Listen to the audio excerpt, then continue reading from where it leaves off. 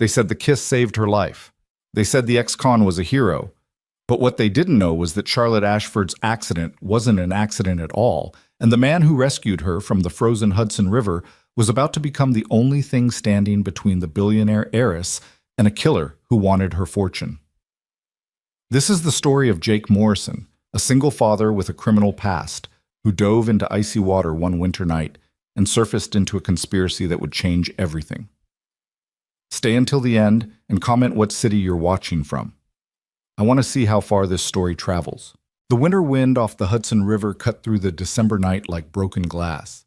Jake Morrison pulled his worn jacket tighter as he walked along the riverside path, his breath forming small clouds in the freezing air. It was 11:47 p.m., and he was late getting home to his daughter. Again.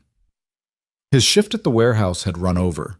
The foreman always made him stay late, as if punishing him for sins already paid for. 12 years since his release, and the world still treated him like the stupid kid who'd gotten caught driving a getaway car for a robbery he didn't even know was happening. 12 years of groveling for minimum wage jobs, of watching other fathers pick up their kids from school in nice cars while he showed up on foot, of seeing that flicker of shame in his daughter Lily's eyes when her friends asked what her daddy did for a living. The path along the river was longer than cutting through downtown, but Jake preferred it. Fewer people.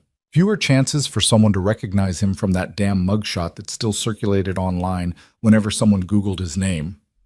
Out here, in the dark, he was nobody. Just another shadow moving through the city. The George Washington Bridge loomed ahead, its lights reflecting off the black water like scattered diamonds.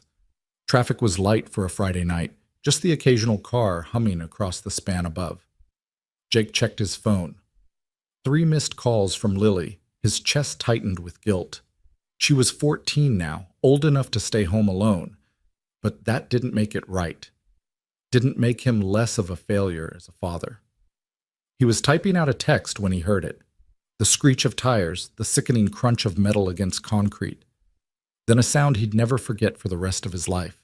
The heavy splash of something massive hitting water. Jake's head snapped up. On the bridge approach, maybe 200 yards ahead, a black limousine had crashed through the guardrail. Its rear end jutted up at an angle, the front half already submerged in the river. The water churned white around it, and even from this distance, Jake could see the vehicle sinking fast. For a frozen moment, he couldn't move. His body remembered another night, another accident, the one that had sent him to prison. The crush of metal, the screaming, the blood on his hands that wouldn't wash off, no matter how hard he scrubbed. Then he heard it. Faint, barely audible over the wind and water, but unmistakable. Someone was screaming inside that car. "Call 911!" Jake shouted to no one in particular, already running. His phone clattered to the pavement as he sprinted toward the crash site, his work boots pounding against the frozen ground. Ahead, he could see other people now, a few drivers who'd stopped their cars standing by the broken guardrail with their phones out. Filming, recording, not one of them moving to help. "Somebody's in there!" Jake yelled as he reached the bridge. He didn't stop running, didn't hesitate. 12 years ago, he'd frozen when it mattered. He'd stood there like a coward while his friend bled out in the front seat, too scared to call for help, too stupid to know he was throwing his life away. Not this time. Jake hit the water at full speed. The cold was instantaneous and absolute. It wasn't like jumping into a pool. It was like being stabbed with 1,000 knives all at once. The river closed over his head, black and merciless, stealing the air from his lungs. For a terrifying second, Jake couldn't tell which way was up. His body seized, every muscle contracting against the cold. Drowning. He was drowning. No, move, swim. He kicked hard, his lungs burning, and broke the surface, gasping.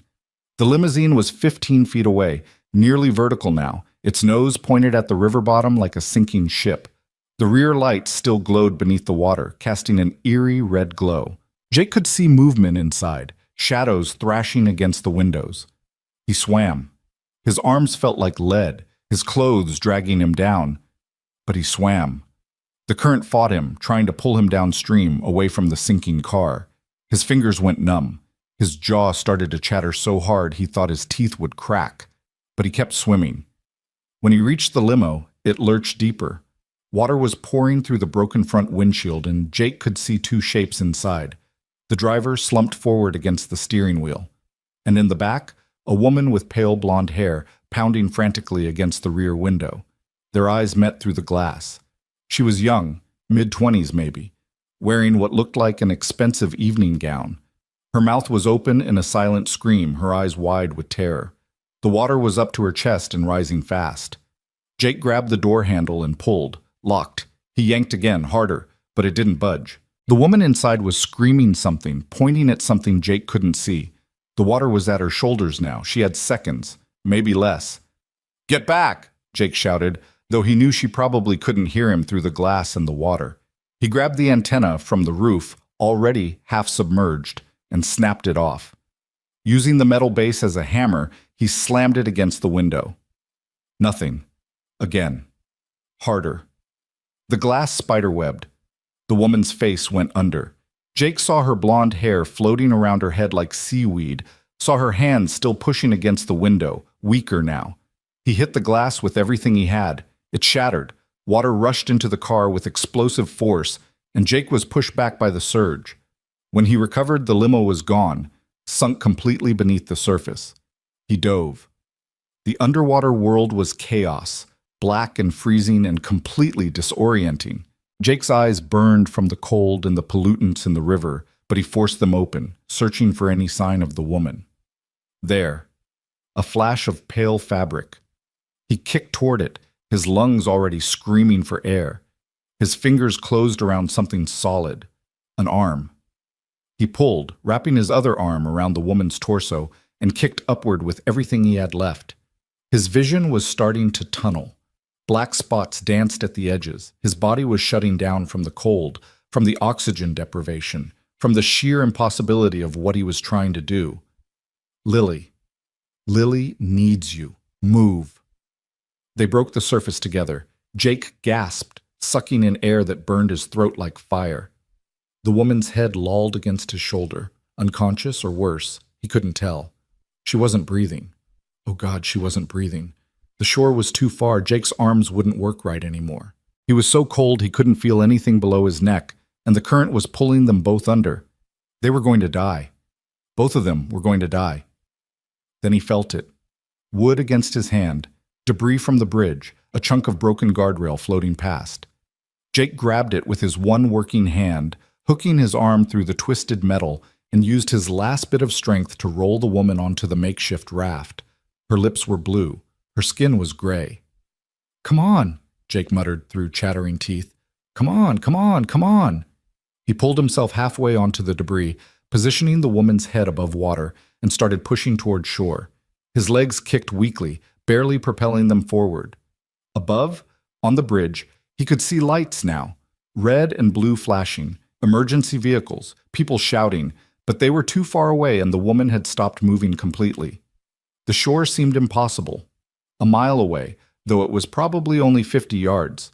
Jake's vision kept fading in and out. Hypothermia was setting in. He knew the signs: confusion, exhaustion, the overwhelming urge to just stop fighting and let the water take him. It would be so easy, so peaceful. No, not while she still has a chance.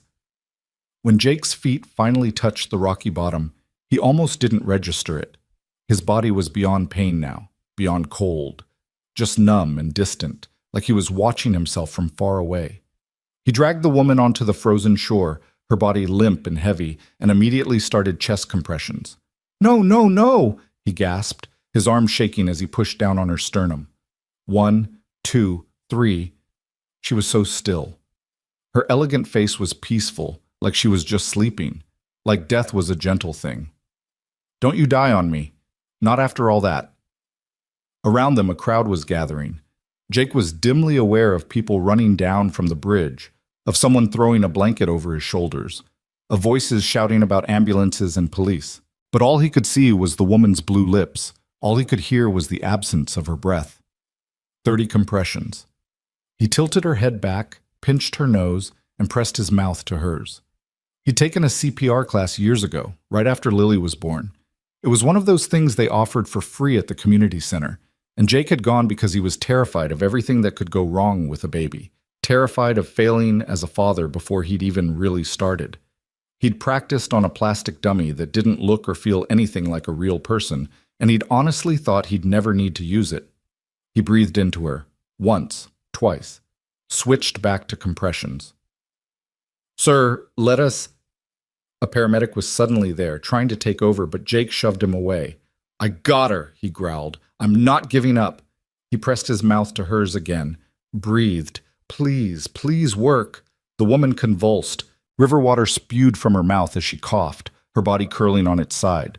Her eyes flew open, brilliant green, wide with panic and confusion. She sucked in a ragged breath, then another, her chest heaving. "You're okay," Jake heard himself saying, though his voice sounded strange and far away. "You're okay now. You're safe." Her eyes found his. For a moment, in the chaos of sirens and shouting and camera flashes from what seemed like 100 phones, they just looked at each other. She was alive. He'd done it. He'd actually done it. Then Jake's vision went sideways, and the world disappeared. He woke up in an ambulance, wrapped in what felt like a dozen heated blankets, an oxygen mask over his face. A paramedic was checking his vitals, looking concerned. "Welcome back," the paramedic said. "You had us worried there. Core temperature was down to 92 degrees. Another few minutes and—" He didn't finish the sentence. "The woman," Jake rasped, his throat raw. "Is she—" "She's alive, thanks to you." The paramedic smiled. "They're taking her to Presbyterian. You saved her life, man. That was the bravest damn thing I've ever seen." Jake closed his eyes. Relief washed over him, so intense it hurt. She was alive. The relief was followed immediately by a different feeling, dread. Because Jake knew what came next. The news crews he'd seen on the bridge, the phones recording everything. His face would be everywhere by morning. And when they dug into who he was, when they found that mugshot— "Is there someone we should call?" the paramedic asked. "Family?" "My daughter," Jake managed. "Lily, my phone. Lost in the river, I'm afraid. But we can get you to a phone at the hospital. What's her number?" Jake recited it from memory, the one number he'd never forget. The paramedic made the call and a moment later handed him the ambulance's phone. "Dad?" Lily's voice was small and scared. "Dad, where are you? I saw— on the news they said someone jumped off the bridge into the river and I thought—" "I'm okay, baby." Jake's voice cracked. "I'm okay. I'll be home soon." "They're saying it was you, Dad. Tell me you didn't—" "I had to, Lily. Someone needed help." There was a long silence. Then, "Of course you did." She sounded so tired, so resigned, like this was just another example of her father making her life harder, drawing attention they couldn't afford. "The TV is showing your face. People are already commenting. They found the old articles." Jake's heart sank. "I'm sorry. Just come home, Dad. Please, just come home." The call ended. Jake handed the phone back, staring up at the ambulance ceiling. What had he done? He'd saved a life, yes, but at what cost? Lily was already bullied at school because of his record. The other kids called her Khan's daughter, made jokes about prison stripes and orange jumpsuits. Last year, she'd begged him to lie about his job at the parent-teacher conference, to pretend he was something more than a warehouse loader with a felony record. And now this. Now everyone would know exactly who Jake Morrison was. At the hospital, they kept him for observation, treated him for hypothermia and exhaustion. A police officer came to take his statement, and Jake told him everything: the crash, the dive, the rescue. The officer's expression was carefully neutral, but Jake caught him glancing at his phone more than once, checking Jake's background probably, confirming what kind of man had played hero tonight. It was almost 4 a.m. when they finally released him. A nurse gave him borrowed scrubs to wear since his clothes were ruined, and a social worker pressed a card into his hand, some kind of victim's assistance program, though Jake wasn't sure why. He was fine, just tired. He was heading toward the exit when he heard a commotion down the hall. Raised voices, the click of expensive shoes on linoleum. "I don't care about hospital policy," a woman's voice rang out, clear and commanding despite a slight rasp. "I was told the man who saved my life is here, and I'm going to thank him." "Ms. Ashford, you should be resting. I died tonight and came back. I think I can walk down a hallway." Jake turned. Coming toward him was the woman from the river, now wrapped in a hospital gown and robe, her blonde hair damp but brushed back from her face. She was flanked by two men in suits who looked like security and a harried doctor trying to keep up. She stopped when she saw him. Her green eyes, clearer now, more focused, locked onto his. "You," she breathed. Up close, without the panic and terror of drowning, Jake could see how beautiful she was. Not in the airbrushed, distant way of magazine covers, but in a way that was somehow more real. The kind of face that made you understand why ancient civilizations had started wars. But it was her eyes that held him, intelligent and intense, studying him like he was a puzzle she was determined to solve. "I'm Charlotte," she said, stepping forward and extending her hand. "Charlotte Ashford." Jake took her hand automatically. Her skin was warm now, no longer the deathly cold of the river. "Jake Morrison. Jake Morrison." She repeated his name like she was committing it to memory. "You saved my life. I did what anyone would do." "No." Her grip on his hand tightened. "You did what no one else did. There were people on that bridge, Jake. Dozens of them. With their phones out, recording, but not one of them jumped in. You did. Why?" The question caught him off guard. Someone was drowning. You could have died. That water was freezing.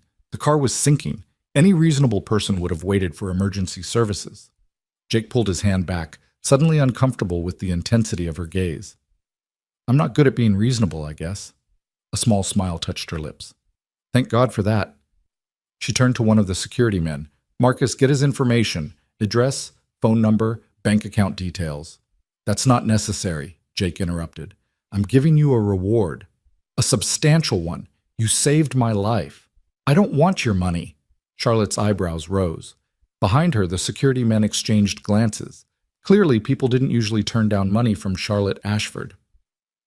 "Everyone wants money," she said flatly. "Not for this." Jake met her eyes. "I'm glad you're okay. That's enough." "Jake, I have to go. My daughter's waiting." He turned toward the exit, then paused. "What happened to this driver? The man in the front seat?" Charlotte's expression shifted, the commanding confidence faltering for just a moment. When she spoke again, her voice was quieter. "Thomas didn't make it. He was..." She swallowed hard. "He was dead before we hit the water. Heart attack, they think." Jake nodded slowly. He'd suspected as much when he saw the man slumped over the wheel. Still, hearing it confirmed made his chest ache. He'd saved one life tonight, but couldn't save them both. "I'm sorry." "So am I. He'd been with my family for 20 years. Charlotte's eyes glistened, but she blinked the tears back with the same fierce control she seemed to apply to everything else. "Which is why I need to repay you. Thomas had family, a wife, kids. I'll make sure they're taken care of. And I want to take care of you too. I'm not your responsibility." "Maybe not. But letting you walk away without properly thanking you feels wrong." She pulled out her phone. Somehow she already had a new one, and looked at him expectantly. "At least let me have your number. In case, I don't know, in case you change your mind, or in case I ever need someone brave enough to jump into a frozen river again." Despite everything, Jake felt a small smile tug at his lips. If you make a habit of driving into rivers, you need better security. Noted. Her phone was still extended. "Please?" Jake sighed and recited the number. He told himself it didn't matter. Someone like Charlotte Ashford wouldn't actually call. This was just rich people manners, the social equivalent of saying, "Let's do lunch sometime," with no intention of following through. She'd go back to her billionaire life, and he'd go back to his warehouse shifts and his tiny apartment. Their worlds had collided for one strange night, but by morning, everything would return to normal. Except it wouldn't, and Jake knew it. "Take care of yourself, Charlotte Ashford," he said, and walked out of the hospital before she could say anything else. The winter dawn was just breaking as Jake stepped outside. The city was that strange gray color of early morning, not quite night and not quite day. He had no phone, no wallet, no keys, just hospital scrubs and a borrowed jacket from the nurse's station. He'd have to walk the 3 miles home, in December, in paper-thin clothing. Well, he'd survived worse tonight. He was 2 blocks from the hospital when he saw the newspaper stand. The vendor was just setting up, pulling out the morning edition and displaying it in the window. Jake stopped dead. His face was on the front page. Not a flattering photo. It showed him on the riverbank, soaking wet and wild-eyed, giving mouth-to-mouth to Charlotte. The headline screamed in bold letters, "Ex-con hero saves billionaire heiress." And below that, in smaller print, Jake Morrison, convicted getaway driver, dives into Hudson to rescue Charlotte Ashford. His mugshot was in a smaller box next to the main photo, 12 years younger, scared and angry and stupid, the face of the kid who'd thrown his life away for nothing. Jake's stomach turned to ice. They'd found out. Of course they'd found out. It had probably taken one reporter about 30 seconds to run his name through a database, and now it was out there for everyone to see, for Lily's classmates to see, for his boss to see, for every judgmental parent at Lily's school to see. He was trending on Twitter by the time he got home. Hashtag ex-con hero. Hashtag Hudson rescue. Hashtag Jake Morrison. Thousands of comments, some calling him a hero, others calling him a criminal who didn't deserve praise, still others debating whether his past negated his present actions. A few creative trolls had already made memes. Lily was sitting on the couch when he walked in, her laptop open, her face pale. She looked up at him with those eyes, so much like her mother's, and Jake saw it there. Not pride, not relief that he was safe, shame. "You made it worse," she said quietly. "Lily, they're everywhere, Dad. The comments, the posts. People from school are sharing them. Madison texted me a link to your mugshot with a bunch of laughing emojis." Her voice cracked. "Why did you have to be a hero? Why couldn't you just not?" The words hit harder than the frozen river. Jake stood in the doorway of their tiny apartment, dripping on the worn carpet, and had no answer. Because what could he say? That he'd saved a woman's life? That seemed less important than the humiliation he'd brought on his daughter. Again. "I'm sorry," he whispered. Lily closed her laptop and stood up. She walked past him toward her bedroom, not meeting his eyes. At the door she paused. "Mom would have been proud," she said. "That's something, I guess." Then she closed the door and Jake was alone. He showered until the hot water ran out, but he couldn't get warm. Couldn't stop seeing Charlotte's blue face. Thomas slumped over the wheel. The flash of camera phones recording his failure to be anonymous. Couldn't stop hearing the resignation in Lily's voice. His phone, his new phone, delivered by some hospital service he didn't remember signing up for, buzzed. A text from an unknown number. "Thank you. For everything. The offer stands. Whatever you need." CA, Jake deleted it. Charlotte Ashford was grateful now, but gratitude faded. Give it a week, maybe 2, and she'd forget all about the warehouse worker who'd pulled her from the Hudson. The media attention would die down. Life would return to normal, or something close to it.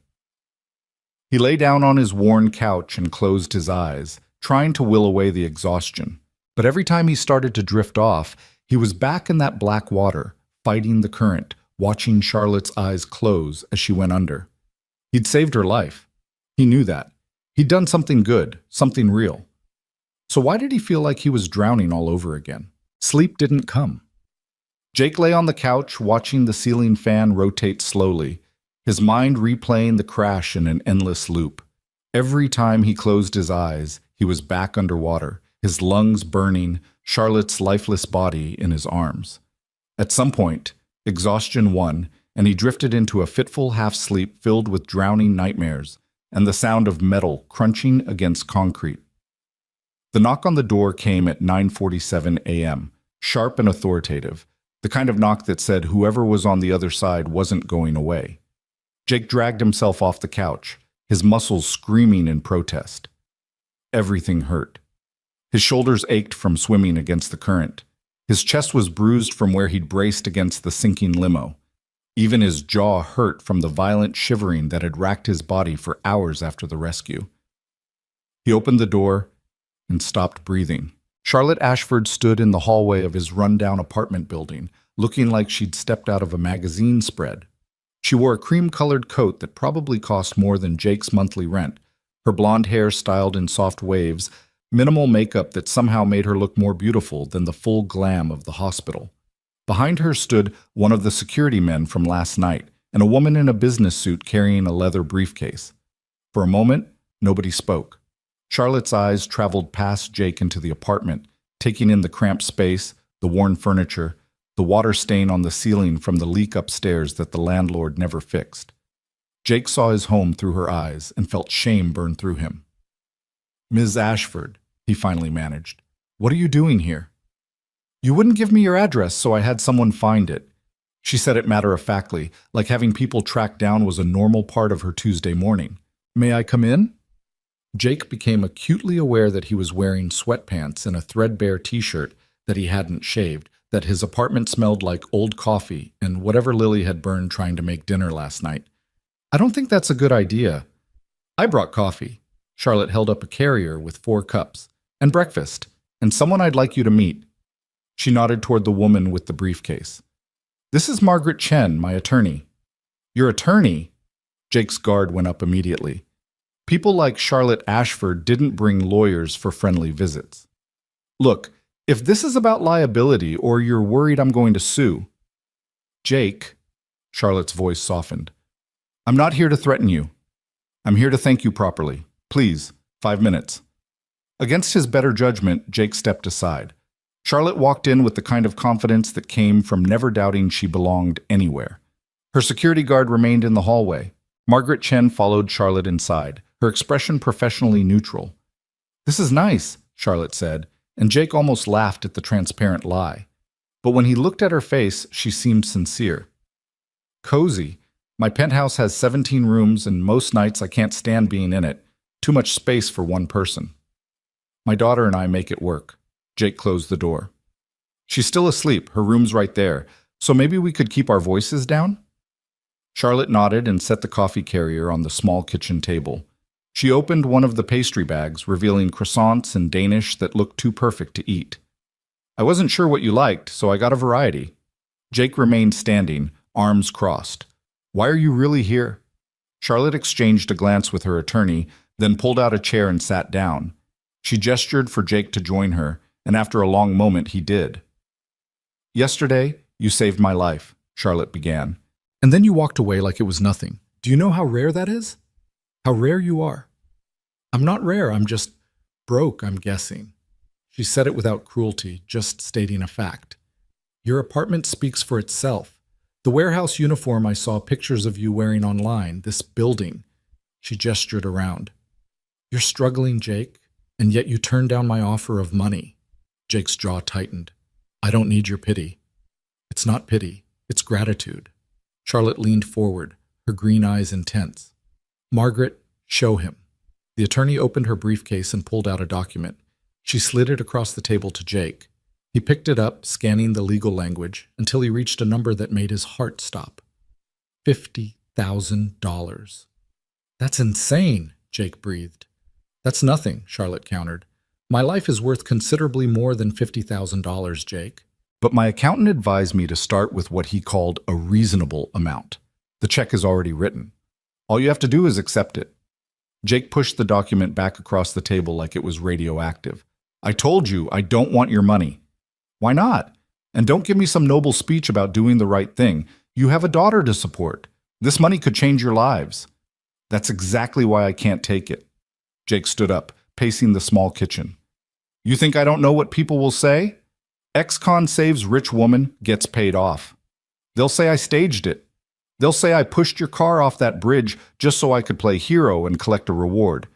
They already think I'm garbage, Ms. Ashford. I'm not going to prove them right." Charlotte studied him for a long moment. When she spoke again, her voice was quieter. "I read about your case. The robbery 13 years ago. You were 19, driving for a friend you thought was going to a job site. You didn't know he was going to rob a check-cashing place until he came running out with a gun." Jake's hands clenched into fists. "You don't know anything about it. I know you took a plea deal to protect that friend. I know you served 6 years in Attica. I know your girlfriend, Lily's mother, died while you were inside. Overdose. And I know you've spent the last 12 years trying to be someone your daughter can be proud of." Charlotte's eyes never left his face. "Am I wrong?" The anger drained out of Jake, replaced by a bone-deep exhaustion. "How did you find all that out?" "I have resources, And after what you did for me, I wanted to understand who you are." She stood up, moving closer but maintaining a respectful distance. "You're not garbage, Jake. You made a mistake when you were barely an adult, and you've paid for it every day since. But last night you were a hero, and heroes shouldn't have to worry about making rent." "Dad?" They both turned. Lily stood in her bedroom doorway, wearing pajamas and rubbing sleep from her eyes. Her gaze moved from Jake to Charlotte to the attorney, and her expression shifted from confusion to recognition to something like horror. "You're her," Lily whispered. "The woman from the news." Charlotte smiled warmly. "I am. You must be Lily. I'm Charlotte Ashford. Your father saved my life." Lily looked at Jake, and he saw the question in her eyes. "What did you do now? How much worse is this going to get?" "Ms. Ashford was just leaving," Jake said firmly. "Actually, I was hoping to talk to you too, Lily." Charlotte pulled out another chair at the table. "Would you sit with me for a minute?" "I don't think," Jake started, but Lily was already moving forward, drawn by curiosity or teenage boldness, or maybe just the surreal novelty of having a billionaire in her kitchen. "What do you want to talk about?" Lily sat down, eyeing the pastries hungrily but not reaching for them. "Eat," Charlotte encouraged, pushing the bag toward her. "They're from this little French bakery in Tribeca, best croissants in the city." She waited until Lily took one before continuing. "I wanted to thank you too, because your father being the kind of man who jumps into frozen rivers to save strangers, that didn't happen by accident. He's that man because he has someone worth being that man for. You." Lily's eyes widened slightly. Jake felt his throat tighten. "I know the last 24 hours have been hard for you," Charlotte continued. "Seeing his face on the news again, the old stories being dragged up. People at school probably aren't being kind." "How did you—" Lily glanced at Jake. "Because people are never kind when they should be." Charlotte's voice carried a weight of personal experience. "But here's what I want you to know. Your father is one of the bravest people I've ever met. And I've met presidents and war heroes and surgeons who operate on babies' hearts. None of them would have done what he did last night. Most people are cowards when it really matters. Your dad isn't." Lily looked down at her croissant, blinking hard. Jake wanted to interrupt, to shield her from whatever emotion was building in her chest, but Charlotte caught his eye and gave a tiny shake of her head. "I'm trying to give him money to thank him," Charlotte said, $50,000, "but he won't take it. Something about pride and not wanting people to talk. Do you know what I think?" Lily shook her head. "I think he's being stubborn and stupid." Charlotte said it with a small smile that took some of the edge off the words. "I think he's so worried about what other people think that he's willing to keep struggling just to prove he's not after anything, and I think that's ridiculous. So I'm asking you, Lily, do you want him to take the money?" The question hung in the air. Jake opened his mouth to object, but Lily spoke first. "Will it make things worse?" Her voice was small, younger than 14. "If he takes it?" Charlotte considered this seriously. "Some people will judge no matter what. But those people have already made up their minds about your father. They decided who he was 13 years ago, and nothing he does will change that. So the question isn't what they'll think. The question is whether this money could help you and your dad have a better life." "We need it," Lily admitted, so quietly Jake almost didn't hear. "Dad works 14-hour days, and we're still behind on bills. I can't play basketball this year because we couldn't afford the team fees, and the apartment is—" She trailed off, embarrassed. Jake felt like he'd been punched in the gut. He'd known they were struggling, but hearing Lily say it out loud to a stranger, admitting the poverty he'd subjected her to, was unbearable. "Then it's settled." Charlotte pulled the check from Margaret's briefcase and set it on the table. "This is for Lily's future, for basketball fees and college applications and everything else she deserves. Not a reward or a payment.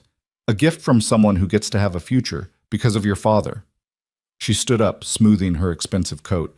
Margaret began packing up her briefcase. The matter apparently concluded. "I can't accept this," Jake said, but his voice lacked conviction. He was looking at Lily, at the hope dawning in her eyes, at the possibility of giving her something better than this apartment with its water-stained ceiling and broken heater. "You can, and you will." Charlotte moved toward the door, then paused. "Oh, and Jake? One more thing. Thomas, my driver. He has a family, a wife, Elizabeth, and 2 kids in college. I'm taking care of them financially, but Elizabeth asked if she could meet you. The man who tried to save her husband. Would you be willing?" The weight of it pressed down on Jake's chest. The driver. The man whose life he couldn't save. I didn't get to him in time. You tried. In that moment, you tried to save both of us. That means something to her, to me too. Charlotte's hand rested on the doorknob. Think about it. And think about the money. You have 48 hours before the check expires. After that, I'll have Margaret draw up another one. I can do this all year if necessary. I'm very persistent when I want to be. Why? Jake asked suddenly. Why do you care this much? You don't know me. Charlotte turned back, and for the first time since she'd arrived, her composed mask cracked just slightly. Because when I was underwater, when everything was going dark, I prayed for someone to help me. And you came. You actually came. In a world where most people won't even help someone change a tire, you dove into a frozen river for a complete stranger. That kind of person deserves better than what life has given you. So yes, I care. Deal with it. She walked out, Margaret and the security guard following. The door clicked shut, leaving Jake and Lily alone with a check for $50,000 sitting on their kitchen table like a small miracle. Lily picked it up, her hands shaking slightly. Dad, this is real. I know. This could change everything. I know. So why do you look like someone died? Jake sat down heavily, his head in his hands. Because nothing's free, Lily. People like Charlotte Ashford don't just give away money. There's always strings attached. Maybe she's just a good person who wants to help. Maybe. But Jake had learned the hard way that good intentions from rich people often came with complications. Still, he looked at his daughter holding that check like it was made of starlight, and he thought about her missing basketball season, about the college applications she'd have to skip because they couldn't afford the fees, about the future he was supposed to give her but couldn't. What do you want to do? Lily asked. It was the first time in a long time she'd asked his opinion like it mattered, like she trusted him to make the right choice. Jake looked at the check, looked at his daughter, thought about Charlotte's eyes underwater, about the life he'd given back to her, about whether accepting gratitude for doing the right thing made him a hero or just another guy taking advantage of the wealthy. I don't know, he admitted. I really don't know. The next 2 days were surreal. The story wouldn't die. News vans camped outside their apartment building. Reporters shouted questions whenever Jake left for work. TMZ ran a piece titled, From Con to Hero, The Redemption of Jake Morrison. Good Morning America wanted an interview. Someone started a GoFundMe that raised $12,000 before Jake found out and asked them to shut it down. Through it all, the check sat on their kitchen table, uncashed. Jake would look at it before leaving for his warehouse shift, and again when he came home. $50,000. A new life. But at what cost? His boss at the warehouse called him into the office on Wednesday. Morrison. Frank Delgado was a hard man who'd made it clear from day one that he was only hiring Jake as a favor to a mutual acquaintance. We need to talk. Jake had been expecting this. I can explain the media attention. It won't affect my work. It already has. Frank gestured to the window overlooking the warehouse floor. Half my crew is watching videos of you on their phones instead of loading trucks. Customers are asking about you. I've got reporters calling about your inspiring story of redemption or some shit. This is a business, not a reality show. I understand. I'll talk to the guys, tell them to focus on work. That's not the problem. Frank leaned back in his chair, studying Jake with an unreadable expression. The problem is you've become a liability. Or maybe an asset. I'm not sure which yet. Jake's stomach sank. Are you firing me? No, but I'm offering you something different. We're expanding the operation, opening a new facility in Jersey. I need a supervisor, someone who knows the work, can manage a crew, handle logistics, pays $32 an hour plus benefits. I was going to hire from outside, but then you went and became famous. Frank's mouth quirked in something almost like a smile. Good PR, having a hero on the management team, shows we believe in second chances and all that corporate responsibility bullshit. Jake stared at him. You're offering me a promotion because I saved someone? I'm offering you a promotion because you're good at your job and you showed up every day for 3 years without complaining. The hero thing is just convenient timing. Frank pushed a folder across the desk. Job description, salary details, benefits package. Think about it. I need an answer by Friday. Jake took the folder in a daze. $32 an hour. Benefits. A title that wasn't warehouse loader. It felt like the universe was conspiring to reward him for one good deed, except Jake knew the universe didn't work that way.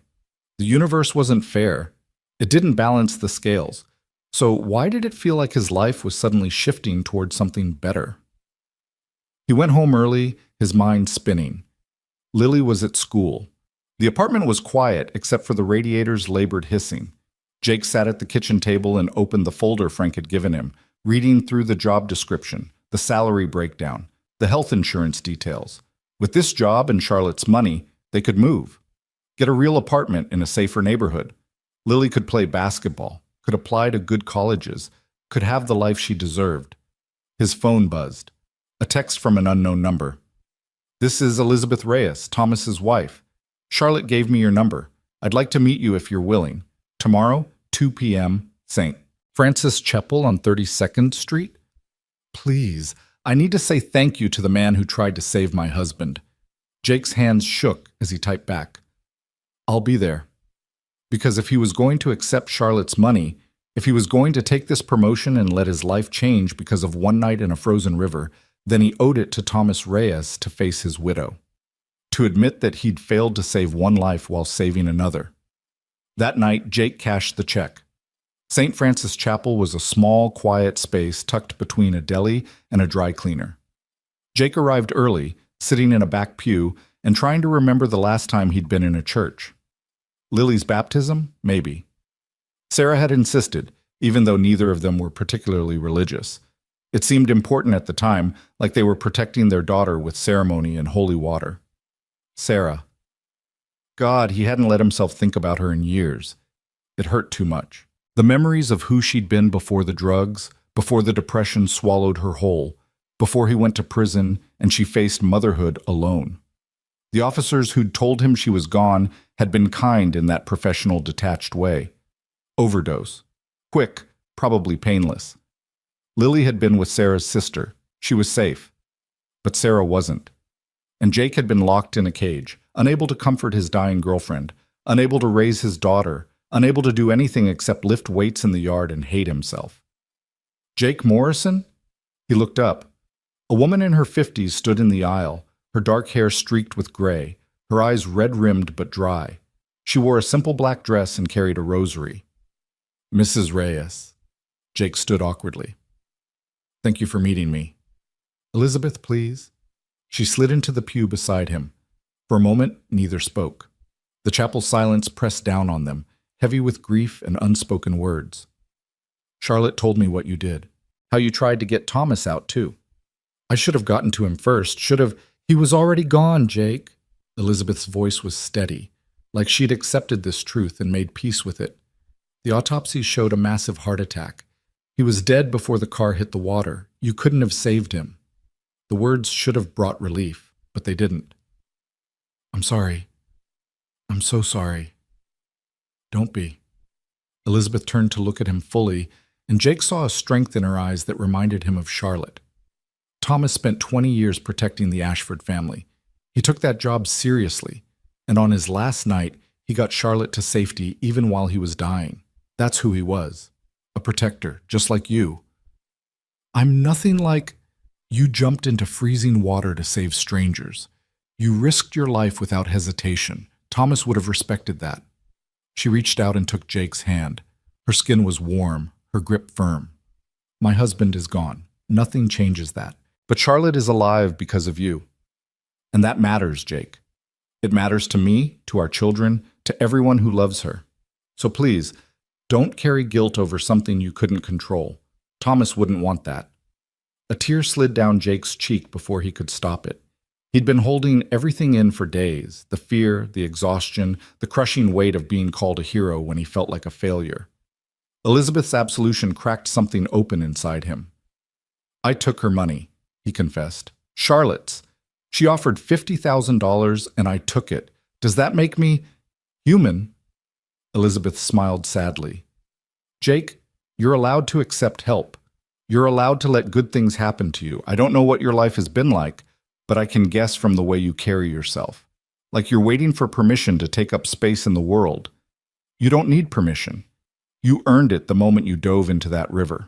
And they sat together in the quiet chapel, two people bound by tragedy and survival. Eventually, Elizabeth pulled a photograph from her purse and showed it to Jake. Thomas in his driver's uniform, smiling broadly, his arm around Elizabeth's shoulders. They looked happy, in love. He was a good man, Jake said. So are you. Elizabeth tucked the photo away. Charlotte thinks so too. She called me yesterday, talked for an hour about you, about your daughter, your struggles, how impressed she was by your integrity. She's not used to people saying no to her. Jake almost smiled. I noticed. She wants to help you, Jake, and I think you should let her. Thomas would have wanted that too. He believed in second chances. Hell, he gave me one. At Jake's questioning look, she explained, I was a mess when we met. Single mother, working 3 jobs, barely keeping my head above water. Thomas saw something in me worth fighting for. He was patient and kind, and he never made me feel like I was a burden. That's what love is. Seeing someone's worth when they can't see it themselves. The words hit Jake somewhere deep. He thought of Charlotte standing in his apartment, insisting he deserved better. He thought of Lily holding that check like it was a lifeline. He thought of his own stubborn pride, his refusal to accept help because accepting help meant admitting he'd failed to provide for his daughter alone. Thank you, Jake said quietly, for meeting me, for saying what you said. Thank you for trying to save him, for saving Charlotte, for being the kind of person who jumps. Elizabeth stood, then paused. Charlotte's having a memorial service for Thomas next week. Private, just family and close friends. She wants you there. Will you come? Jake nodded. Yes, I'll be there. After Elizabeth left, Jake sat in the chapel for another hour, letting the silence settle his racing thoughts. His phone buzzed with the confirmation that Charlotte's check had cleared. $50,000, minus the taxes that would come later. Enough to change everything. When he finally left, the winter sun was setting, painting the city in shades of orange and gold. Jake walked home slowly, his hands in his pockets, his breath fogging in the cold air. People passed him on the sidewalk, oblivious to the fact that the guy in the second-hand jacket had just become $50,000 richer. He was still invisible, still nobody, but maybe that was okay. Maybe being nobody meant he could become anybody. His phone rang. Charlotte's name appeared on the screen, and this time Jake answered. You cashed the check, she said without preamble. I did. Good. How do you feel? Jake considered the question. Scared, guilty, like I'm waiting for the other shoe to drop. That's reasonable. Want to know how I feel? How? Relieved. Because now I can stop worrying about whether you're going to starve to death or let your pride get you killed. She paused, and Jake heard the smile in her voice. Also grateful. Again. Still. Always. Charlotte, Elizabeth called me. Said you met. That you're coming to Thomas's memorial. Yeah, she's remarkable. She is, which brings me to why I'm calling. I need a favor. Charlotte's tone shifted, losing some of its lightness. Can we meet tomorrow? Somewhere private. There's something I need to tell you, something I haven't told anyone else. Jake's protective instincts flared immediately. Are you okay? Are you safe? Define safe. She laughed, but it sounded hollow. Tomorrow, Jake, please. I'll explain everything. But I need someone I can trust, and apparently, you're the only person who fits that description right now. Where and when? My place. 7 p.m. I'll have security clear you at the desk. And Jake? Come alone. The line went dead before he could ask what this was about. Jake stood on the sidewalk, the winter wind cutting through his jacket, and wondered what he'd just agreed to. Charlotte Ashford needed his help with something. Charlotte Ashford, who had teams of lawyers and security guards and probably more resources than Jake could imagine. What could she possibly need from an ex-con warehouse worker? He'd find out tomorrow. When Jake got home, Lily was at the table doing homework, her math textbook open, her phone playing music softly. She looked up when he walked in, and something in his expression made her pause. What happened? Jake pulled out the bank statement on his phone and showed her the $50,000 deposit. Minus what he'd already moved to pay their overdue rent and utilities, they had $46,000 left. A fortune. A lifeline. Lily's eyes went wide. You did it. You actually took it. I did. And I met Thomas's wife today. The driver. Jake sat down across from his daughter. She told me it was okay to accept help, to let good things happen. She's right. Lily reached across the table and squeezed his hand. You're always taking care of everyone else, Dad. It's okay to let someone take care of you for once. Jake squeezed back, his throat tight. I got offered a promotion at work too. Management position. $32 an hour plus benefits. Dad, that's amazing. Yeah, it is. He looked around their cramped apartment, at the water-stained ceiling and the radiator that barely worked, at the life they'd been scraping by in for so long. Lily, what would you say about moving, getting a real apartment, maybe in a neighborhood with better schools? His daughter's face lit up with something Jake hadn't seen in years. Hope. Pure, uncomplicated hope. Really? You mean it? I mean it. We're going to be okay, baby. Finally, we're going to be okay. Lily came around the table and hugged him fiercely. Jake held his daughter and let himself believe just for a moment that maybe the universe could be fair, that maybe jumping into that frozen river had earned him something more than headlines and judgment, that maybe, just maybe, he deserved the second chance Charlotte Ashford was determined to give him. But tomorrow, he'd find out what that second chance would really cost. Charlotte's building occupied an entire block of Fifth Avenue, the kind of address that made Jake's new promotion seem quaint. The lobby gleamed with marble and gold fixtures, and a doorman in white gloves opened the brass-framed entrance before Jake even reached for the handle. Inside, a security guard checked his ID against a list, made a brief phone call, then directed him to a private elevator that required a key card to operate. Ms. Ashford is expecting you, penthouse level, the guard said, handing Jake a visitor's badge that felt heavier than it should. The elevator rose so smoothly Jake barely felt the movement, just watched the floor numbers climb past luxury and into something beyond it. When the doors opened, he stepped directly into Charlotte's apartment. Not a hallway, not a foyer. The elevator opened into her living space like something from a movie. The penthouse was exactly as she'd described it. Too much space for one person. Floor-to-ceiling windows overlooked Central Park, the city lights spreading out like a galaxy below. The furniture was elegant and minimal, the kind of design that looked effortless but probably cost more than most people's houses. Original artwork hung on the walls. Everything was perfect and cold and utterly impersonal, like a high-end hotel suite that nobody actually lived in. Charlotte stood by the windows, silhouetted against the city lights. She wore jeans and a cashmere sweater, her hair pulled back in a simple ponytail. Somehow, dressed down, she looked more intimidating than she had in her designer coat. More real. More vulnerable. You came, she said, turning. Her face was pale, and Jake noticed dark circles under her eyes that makeup had hidden during their previous meetings. You said you needed help. Jake stayed near the elevator, suddenly aware of how out of place he was in this gilded cage. What's going on, Charlotte? She poured 2 glasses of wine from a bottle on the counter, then seemed to think better of it and poured herself whiskey instead. She offered Jake the wine glass. He took it but didn't drink. The crash wasn't an accident, Charlotte said abruptly. Someone tried to kill me. The words hung in the air between them. Jake set his wine glass down carefully, his mind racing. What are you talking about? The police said your driver had a heart attack. The car went off the bridge because someone induced that heart attack.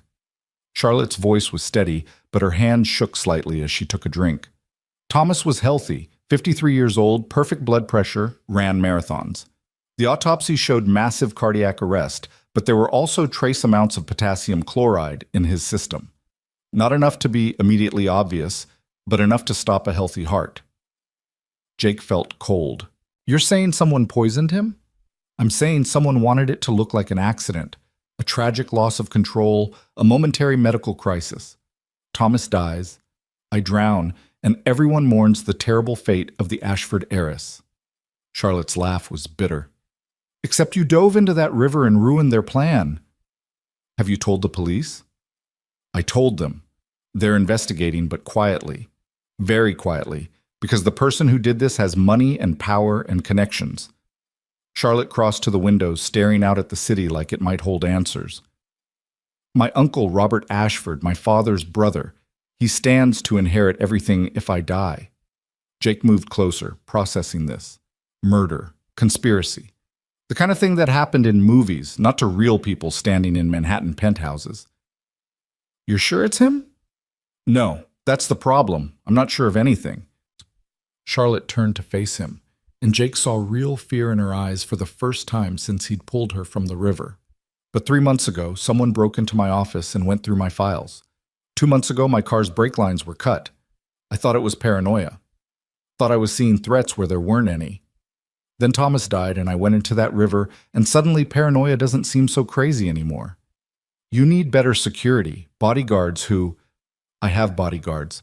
I have a security team that costs more per year than most people earn in a lifetime. Charlotte's voice cracked slightly. But I don't know who to trust anymore, Jake. My uncle is on the board of my father's company. He has access to everything, everyone. If he wants me dead, he can buy the loyalty of anyone around me. Security guards, assistants, even friends. Money is a powerful motivator. Jake understood what she was really saying, why she'd called him here. But you think you can trust me? I know I can trust you. You turned down $50,000. You're not for sale. Charlotte set her whiskey down and looked at him directly. I need someone who doesn't care about my money. Someone who'll tell me the truth, even if it's ugly. Someone who's already proven they'll risk everything to keep me alive. She took a breath. I need you, Jake. For 1 week. Maybe 2. Just until I can figure out what's really happening and who I can trust. I'm not a bodyguard. I don't know anything about protection details or security protocols. You know how to fight. I saw your record. Bar fights, altercations in prison. You know how to handle yourself. Charlotte moved closer, her desperation showing through the cracks in her composed facade. And more importantly, you're invisible. No one would expect me to hire an ex-con warehouse worker as protection. You'd blend in, see things my official security team would miss. Jake wanted to say no. Every instinct told him to walk away from this mess, to take his $50,000 and his promotion and build a quiet life with Lily. Charlotte Ashford's problems were not his problems. Her dangerous family drama was not his responsibility. But he looked at her standing there, alone in her perfect penthouse with its 17 empty rooms, and he remembered her face underwater, remembered breathing life back into her cold body, remembered thinking that if he'd been just 30 seconds slower, just a little less stubborn about diving into that river, she'd be dead. What exactly are you asking me to do? Relief flooded Charlotte's expression. Move in here, you and Lily. I have guest rooms, plenty of space. You'd pose as my new personal assistant or security consultant, or whatever story makes sense. Be my shadow, watch for anything suspicious, help me figure out if my uncle is really trying to kill me or if I'm losing my mind. And if we find proof he's behind this, then we go to the police with something solid, something that can't be ignored or bought off. Charlotte's jaw set with determination. I want justice for Thomas, and I want to live without looking over my shoulder. Jake thought of Lily, of the normal life he'd promised her, thought of the apartment they could rent with Charlotte's money, the fresh start they deserved. Then he thought of Elizabeth Reyes in that chapel, talking about Thomas's dedication to protecting the Ashford family. Thought of Charlotte's panic underwater, her desperate fight for survival. 1 week, Jake said finally. I'll give you 1 week. But Lily comes first. If there's any danger to her, any threat at all, we're gone. Understood? Understood. Charlotte extended her hand. Thank you, Jake. You have no idea what this means to me. Jake shook her hand, sealing the agreement, and wondered if he was being heroic or just incredibly stupid. Probably both. Convincing Lily to move into a billionaire's penthouse for a week turned out to be easier than Jake expected. His daughter took one look at the photos Charlotte sent and said, "When do we pack?" The promise of her own room with an actual closet and a bathroom that wasn't shared with neighbors was apparently all the convincing she needed. They moved in 2 days later with nothing but suitcases and Lily's basketball. Charlotte had offered to have someone pack their things professionally, but Jake insisted on doing it themselves. Control. He needed to maintain some sense of control in this increasingly surreal situation. The guest suite Charlotte gave them was larger than their entire apartment. 2 bedrooms connected by a sitting area with a view of Central Park that made Lily literally gasp. The closets were walk-in. The bathroom had heated floors and a shower with 6 different heads. Jake found himself resenting it slightly, this casual display of wealth, even as he appreciated the comfort. "This is insane," Lily whispered, bouncing on her bed like a little kid. "Dad, there's a TV that comes out of the footboard, and the sheets feel like clouds." "Don't get too comfortable," Jake warned. "We're only here for a week, maybe 2. But watching his daughter's joy, seeing her smile without that shadow of shame she usually carried, Jake felt something shift in his chest. Maybe this was what normal could feel like. Maybe this glimpse of how the other half lived would motivate Lily to work hard, to reach for something better than the life he'd given her so far. Charlotte appeared in their doorway, knocking softly on the frame. "Everything okay? Do you need anything?" "This is perfect," Lily said quickly. "Thank you so much, Ms. Ashford." "Charlotte, please. Ms. Ashford makes me feel ancient." She smiled at Lily, then turned to Jake. "Can we talk? In my office?" Jake followed her down the hallway, past more artwork and designer furniture, to a study lined with bookshelves. A massive desk dominated the space, covered with papers and a laptop. Charlotte closed the door behind them. "I have a charity gala tomorrow night," she said without preamble. "The winter ball for children's cancer research. I'm the honorary chair this year, so I have to attend. Black tie, 500 guests, lots of press." She handed Jake a folder. "Here's the guest list, the venue layout, and background on everyone who'll be there." Jake flipped through the papers, seeing names he vaguely recognized from news articles and gossip columns, mayors and actors and business titans. "Why are you showing me this?" "Because my Uncle Robert will be there. He never misses these events, loves playing the philanthropist." Charlotte's expression hardened. "I want you watching him. See who he talks to, what he does when he thinks no one's paying attention. Maybe we'll get lucky and he'll slip up." "You want me at a black tie gala?" "Charlotte, I don't exactly blend in with high society. You'll be my +1, my date." At Jake's surprised look, she continued. "I always bring someone, usually a business associate or family friend. Bringing you will raise eyebrows, sure, but it also gives you legitimate access. No one will question why you're by my side all night." Jake thought about wearing a tuxedo, about making small talk with billionaires and celebrities, about being thrust into Charlotte's world like he belonged there. The idea made his skin crawl. "I don't have anything to wear." "Already handled. I had my stylist get your measurements from the clothes you left at the hospital. A tuxedo will be delivered this afternoon, tailored to fit." Charlotte must have seen the protest forming on Jake's face because she held up a hand. "This is business, Jake. You're working for me now. Consider it a uniform. I'm not some doll you can dress up and parade around." "No, you're the man I'm trusting with my life." Charlotte's voice softened. "I know this is uncomfortable. I know you'd rather stay invisible. But if Robert is trying to kill me, he'll make a move eventually. And when he does, I need someone watching who he won't see coming. That's you." Jake wanted to argue, but she was right. He'd agreed to protect her, and that meant going wherever she went, even to some ridiculous charity ball where he'd be the most out-of-place person in the room. "Fine," he muttered, "but I'm not dancing."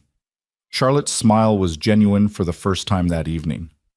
"We'll see about that." The tuxedo arrived at 3 p.m., delivered by a nervous young man who made Jake sign 3 different forms before handing over the garment bag. Inside was a perfectly tailored black tuxedo, a crisp white shirt, and shoes that looked like they'd never seen pavement. Everything fit like it was made for him, because it probably was. Lily insisted on seeing him dressed up. Jake emerged from his room feeling ridiculous, tugging at the bow tie that felt like a noose. His daughter's eyes went wide. "Dad, you look—" She circled him, taking in the transformation. "You look like James Bond." "I look like a fraud." "You look handsome." Charlotte appeared from her room, and Jake's breath caught.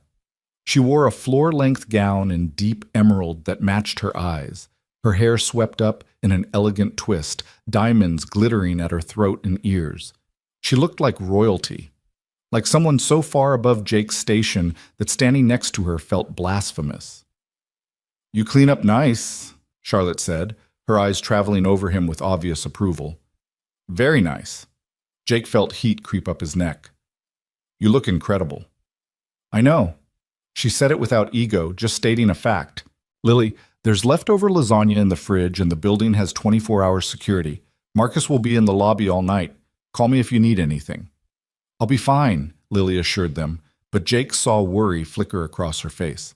His daughter was 14, old enough to stay alone, but that didn't mean he liked leaving her. "I'll have my phone on vibrate," Jake promised. "Any problem? Anything at all? You text me and I'll come right back." "We'll be back by midnight," Charlotte added. "Earlier if we can manage it." The drive to the gala was tense. They sat in the back of a new limousine, this one driven by a different chauffeur, a woman named Patricia who'd been with Charlotte's family for a decade. Jake found himself watching her carefully, looking for any sign of threat. Was he being paranoid? Probably. But paranoia was the price of this arrangement. "Tell me about your uncle," Jake said quietly. "What kind of man is he?" Charlotte gazed out the window at the passing city. "Charming? Intelligent? Ruthless in business but generous in public. He donates millions to charity, sits on boards of half a dozen nonprofits, shows up in the society pages with beautiful women on his arm." She paused. "My father never trusted him. Said Robert was too ambitious, too hungry for the spotlight. When Dad died 3 years ago, Robert expected to take over the company. Instead, Dad's will left everything to me. The business, the fortune, the legacy." "That's motive." "That's also circumstantial. Robert is already wealthy. He doesn't need my money." Charlotte's hands twisted together in her lap. "But he wants control. He wants the Ashford name to mean something, to be remembered for building an empire. Under my leadership, the company is moving in directions he disagrees with. More ethical sourcing, better worker conditions, reduced profit margins in favor of sustainability. Robert thinks I'm destroying Dad's legacy with my bleeding heart liberal nonsense." His words. "So this is about more than money. It's about power and legacy." "Exactly." Charlotte looked at him. "If I die, Robert inherits. He'll undo everything I've built, turn the company back into the profit machine it was before, and he'll sleep just fine knowing he killed his niece to do it." The certainty in her voice sent chills down Jake's spine. This wasn't speculation anymore. Charlotte genuinely believed her uncle wanted her dead, and based on everything she'd told him, Jake was starting to believe it too. The gala was held at the Plaza Hotel, its grand ballroom transformed into a winter wonderland. Crystal chandeliers cast dancing light across white tablecloths and ice sculptures. Hundreds of people in expensive clothes milled about, drinking champagne and laughing that particular laugh of the wealthy, loud and confident, and utterly secure in their place at the top of the world. Jake felt every eye turned to them as they entered. Whispers followed Charlotte's progress across the room, and Jake knew exactly what they were saying. "Who's the nobody with Charlotte Ashford? Where did she find him? Is that the ex-con from the news?" Charlotte seemed oblivious to it all, her hand resting lightly on Jake's arm as she guided him through the crowd. She stopped to greet people, air-kissing cheeks and making introductions that Jake immediately forgot. Everyone was polite to his face and curious behind their practiced smiles. He was a novelty, a story they'd tell at dinner parties. The criminal who saved the heiress and now escorted her to galas. "Charlotte, darling," the voice came from behind them, smooth and cultured. Jake turned to see a man in his 60s approaching, silver-haired and distinguished, wearing a tuxedo that probably cost more than Jake's car used to. His smile was warm, his eyes calculating. Charlotte's grip on Jake's arm tightened almost imperceptibly. "Uncle Robert, I wasn't sure you'd make it." "And miss the social event of the season?" "Never." Robert Ashford pulled his niece into a hug that looked affectionate but felt predatory. When he released her, his gaze shifted to Jake. "And who's this?" "Not your usual type, Charlotte." "This is Jake Morrison, my guest." Charlotte's voice held a warning edge. "Jake, my uncle, Robert Ashford." Robert extended his hand, his smile never wavering. Jake shook it, meeting the older man's eyes directly. The grip was firm, competitive, a test. Ah, yes, the hero from the bridge. Robert's tone suggested he found the whole thing amusing. Quite the dramatic rescue. The media couldn't get enough of it.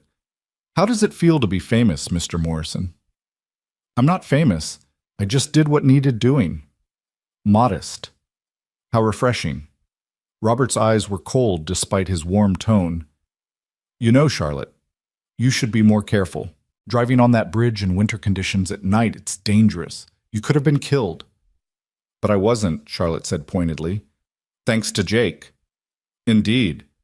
Lucky he was there. Robert's gaze lingered on Jake a moment too long. Well, I won't monopolize your time. Enjoy the evening, both of you. Charlotte, we should discuss the quarterly reports next week, some concerns from the board. I'm sure we can address them. I'm sure we can. Robert smiled once more, nodded at Jake, and disappeared into the crowd. Jake waited until he was out of earshot. That's him? Your uncle? That's him. Charlotte's face was pale. Did you catch it? Catch what? The way he said I should be more careful, like he was warning me, like next time I might not be so lucky. Charlotte's hand was still gripping Jake's arm. He knows, Jake. He knows I survived, and he's already planning his next move. Jake scanned the ballroom, looking for Robert in the sea of tuxedos and gowns. He spotted him near the bar, talking animatedly with a younger man in a security uniform. They spoke for less than a minute before the younger man nodded and walked away. Charlotte, the man your uncle was just talking to. Do you recognize him? She followed Jake's gaze. That's Victor Chen, head of security for the hotel. Why? Because your uncle just gave him instructions about something, and Victor looked nervous when he walked away. Jake's instincts were screaming. Something was wrong. Stay close to me. Don't eat or drink anything unless you see it poured or prepared directly. You think he'd try something here? In front of 500 witnesses? I think a man who'd poison his niece's driver wouldn't hesitate to slip something in her champagne at a crowded event. Jake kept his voice low, his body angled to shield Charlotte from the room. We should leave. I can't. I'm the honorary chair. I have to give a speech in 20 minutes. Charlotte's jaw set stubbornly. Besides, running proves I'm scared. I won't give him that satisfaction. Your pride isn't worth your life. Maybe not. But my father built this charity. It's saved hundreds of children's lives. I'm not abandoning it because my uncle is a monster. Charlotte straightened her shoulders, lifted her chin. Stay with me. Watch my back. But I'm giving that speech.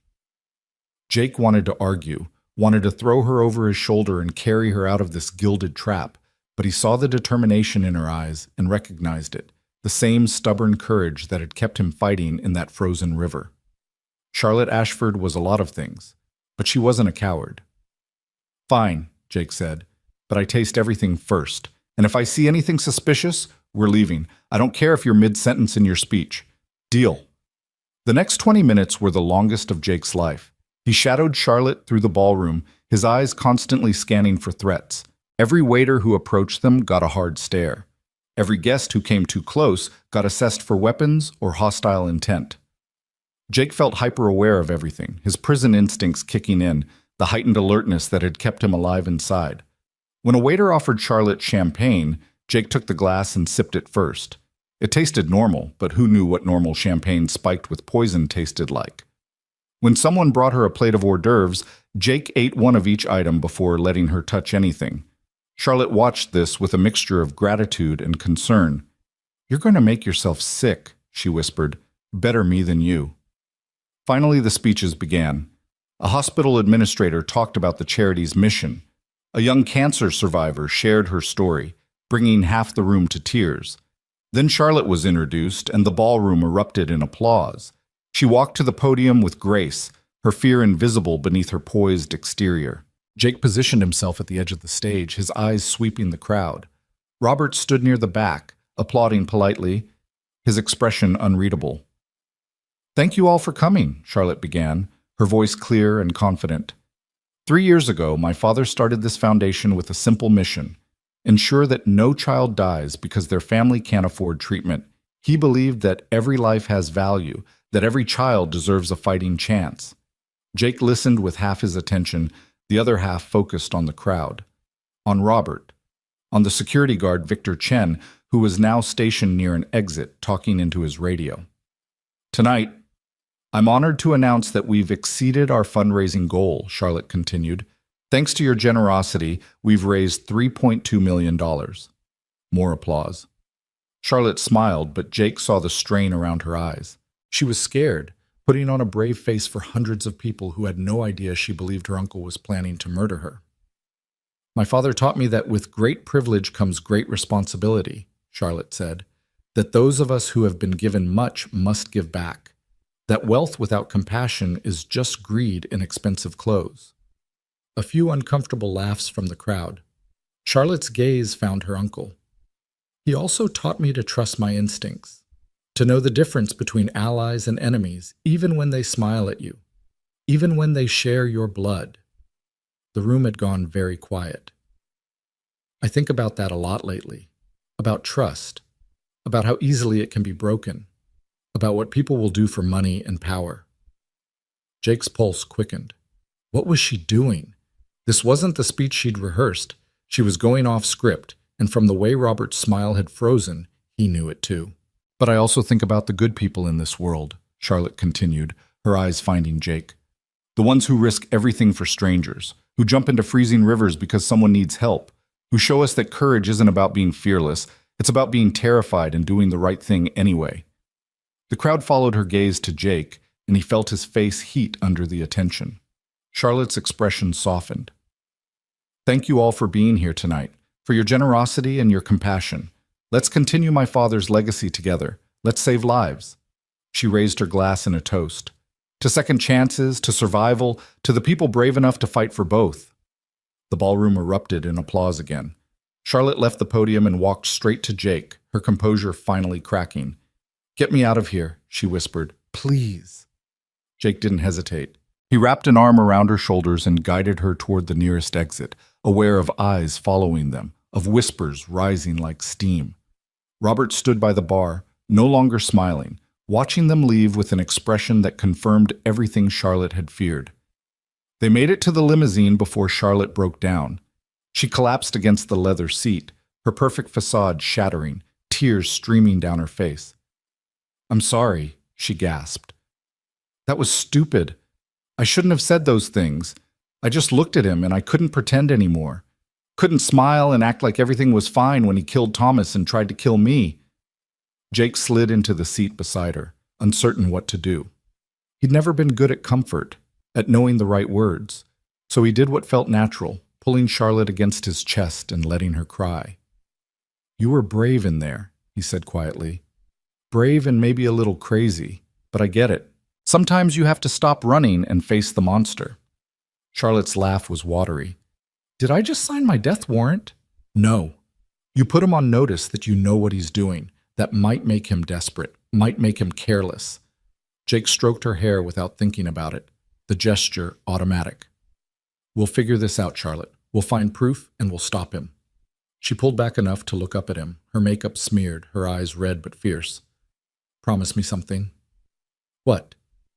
If something happens to me, if Robert succeeds, promise you'll make sure everyone knows the truth. Promise you'll fight for justice, not for my money or my legacy, just because it's right. Jake thought about the last time someone had asked him to promise something. It had been Sarah, 2 weeks before he went to prison, begging him to be a good father to Lily. He'd failed that promise for 6 years, locked in a cage while his daughter grew up without him. But he'd spent every day since trying to make it right. I promise, he said, and meant it with everything he had. They sat in silence as the limousine navigated through Manhattan traffic, Charlotte's head still resting against Jake's chest, his arm around her shoulders. It should have felt awkward, this intimacy between a billionaire and an ex-con, but somehow it didn't. Somehow, in this moment, they were just two people who'd survived something terrible and were trying to survive what came next. Thank you, Charlotte whispered, for being here, for believing me. Most people would think I'm paranoid. Most people haven't pulled a dying woman from a frozen river. Jake's voice was rough. I know what desperation looks like, Charlotte. I saw it in your eyes that night, and I see determination now. You're not paranoid. You're fighting for your life. The limousine pulled up to Charlotte's building. They rode the elevator in silence, both lost in thought. When they entered the penthouse, they found Lily asleep on the couch, her phone still playing some show she'd been watching. Jake picked up his daughter carefully, carrying her to her room without waking her. She was getting too big for this, but she'd always be his little girl. When he returned to the living room, Charlotte had changed out of her gown into sweatpants and a t-shirt, her hair down, all the glamour stripped away. She looked younger like this. Vulnerable. "Want a drink?" she asked. "Yeah, I think I need one." They sat on the couch where Lily had been, drinking whiskey and watching the city lights through the massive windows. Jake thought about Robert Ashford's cold eyes, about the security guard who'd looked nervous, about Charlotte's voice cracking when she talked about trust and betrayal. "What happens now?" Jake asked. "Now we wait for him to make a move, and when he does, we'll be ready." Charlotte's hand found his in the darkness. Together, Jake squeezed her hand, sealing the pact between them. He'd jumped into a frozen river to save this woman, and somehow, without meaning to, he'd jumped into something far more dangerous. A conspiracy, a murder plot, a fight against a monster who wore a distinguished smile and donated millions to charity. But he'd made a promise, and Jake Morrison was done breaking promises. The attack came 3 days later, exactly when Jake's guard had started to slip. Those 3 days had settled into an uneasy routine. Jake shadowed Charlotte everywhere, learning the rhythms of her life. Morning coffee at 6, conference calls with Tokyo at 7, breakfast meetings with board members who smiled too much and said too little. He watched everyone who came near her with the paranoia of a man who'd survived prison, cataloging faces and behaviors, looking for the crack that would reveal Robert's next move. Lily adapted to penthouse life with surprising ease. She did her homework at Charlotte's dining table, the marble surface bigger than their old apartment's entire kitchen. Charlotte bought her new clothes without asking, expensive things that made Lily's eyes light up even as she protested they were too much. They were becoming friends, Jake realized. His daughter and the billionaire Heiress, bonding over late-night ice cream and shared stories about absent parents and the weight of expectations. Charlotte, for her part, seemed calmer with them there. The haunted look that had shadowed her eyes at the gala faded slightly. She laughed at Lily's jokes, asked Jake's opinion on things that had nothing to do with security, and sometimes late at night, when Lily was asleep and the city glowed below them, she and Jake would sit on the couch and just talk. About his time in prison, about her lonely childhood in boarding schools, about the strange twist of fate that had brought them together. "Do you ever think about that night differently?" Charlotte asked on the third evening, her bare feet tucked under her, a glass of wine balanced on her knee. "Like, what if you hadn't been walking by the river? What if you'd taken a different route home?" Jake considered this. He'd thought about it constantly, actually, the million tiny decisions that had led to that moment. "I'd probably be at my warehouse job right now, loading trucks and trying not to think about how I was failing my daughter." "You weren't failing her." "I was." "I am." Jake stared into his whiskey. "Every parent thinks they're doing their best, but best isn't always good enough. Lily deserves more than I can give her. She deserves a father who loves her enough to jump into frozen rivers for strangers," Charlotte said softly. "That's pretty remarkable, Jake. Don't sell yourself short." Before Jake could respond, his phone buzzed. A text from Frank at the warehouse asking if he'd made a decision about the supervisor position. Jake had been putting it off, this choice between his old life and whatever this new one was becoming. The promotion felt like a lifeline and a trap simultaneously. "You should take it," Charlotte said, reading over his shoulder without apology. "The job. You'd be good at it." "How do you know?" "Because you're good at this. Watching over me. Making sure I'm safe. You have instincts most people don't have." She smiled slightly. "Prison probably wasn't a complete waste of time if it taught you how to read threats." Jake wanted to argue that prison had been nothing but a waste, 6 years stolen from his life, 6 years away from his daughter, while Sarah spiraled into addiction. But Charlotte had a point. Inside, he'd learned to watch backs, to sense violence before it erupted, to trust his gut when something felt wrong. Those skills were keeping her alive now. "I'll think about it," he said finally. They fell into comfortable silence, the kind that happens between people who've been through something together. Jake found himself studying Charlotte's profile in the dim light, the elegant line of her jaw, the way her hair fell across her shoulders. She was beautiful, yes, but it was more than that. She was smart and fierce and vulnerable in ways she tried to hide. She made him want to be better than he was. Dangerous territory, his mind whispered. Don't confuse gratitude with something else. Don't forget who you are and who she is. But sitting there in the quiet, it was easy to forget about the gulf between their worlds. Easy to imagine that maybe, just maybe, jumping into that river had led him somewhere he was meant to be. Charlotte's phone shattered the moment, buzzing insistently on the coffee table. She picked it up, frowned at the screen, and answered. "Robert, what a surprise." Her voice went cold immediately.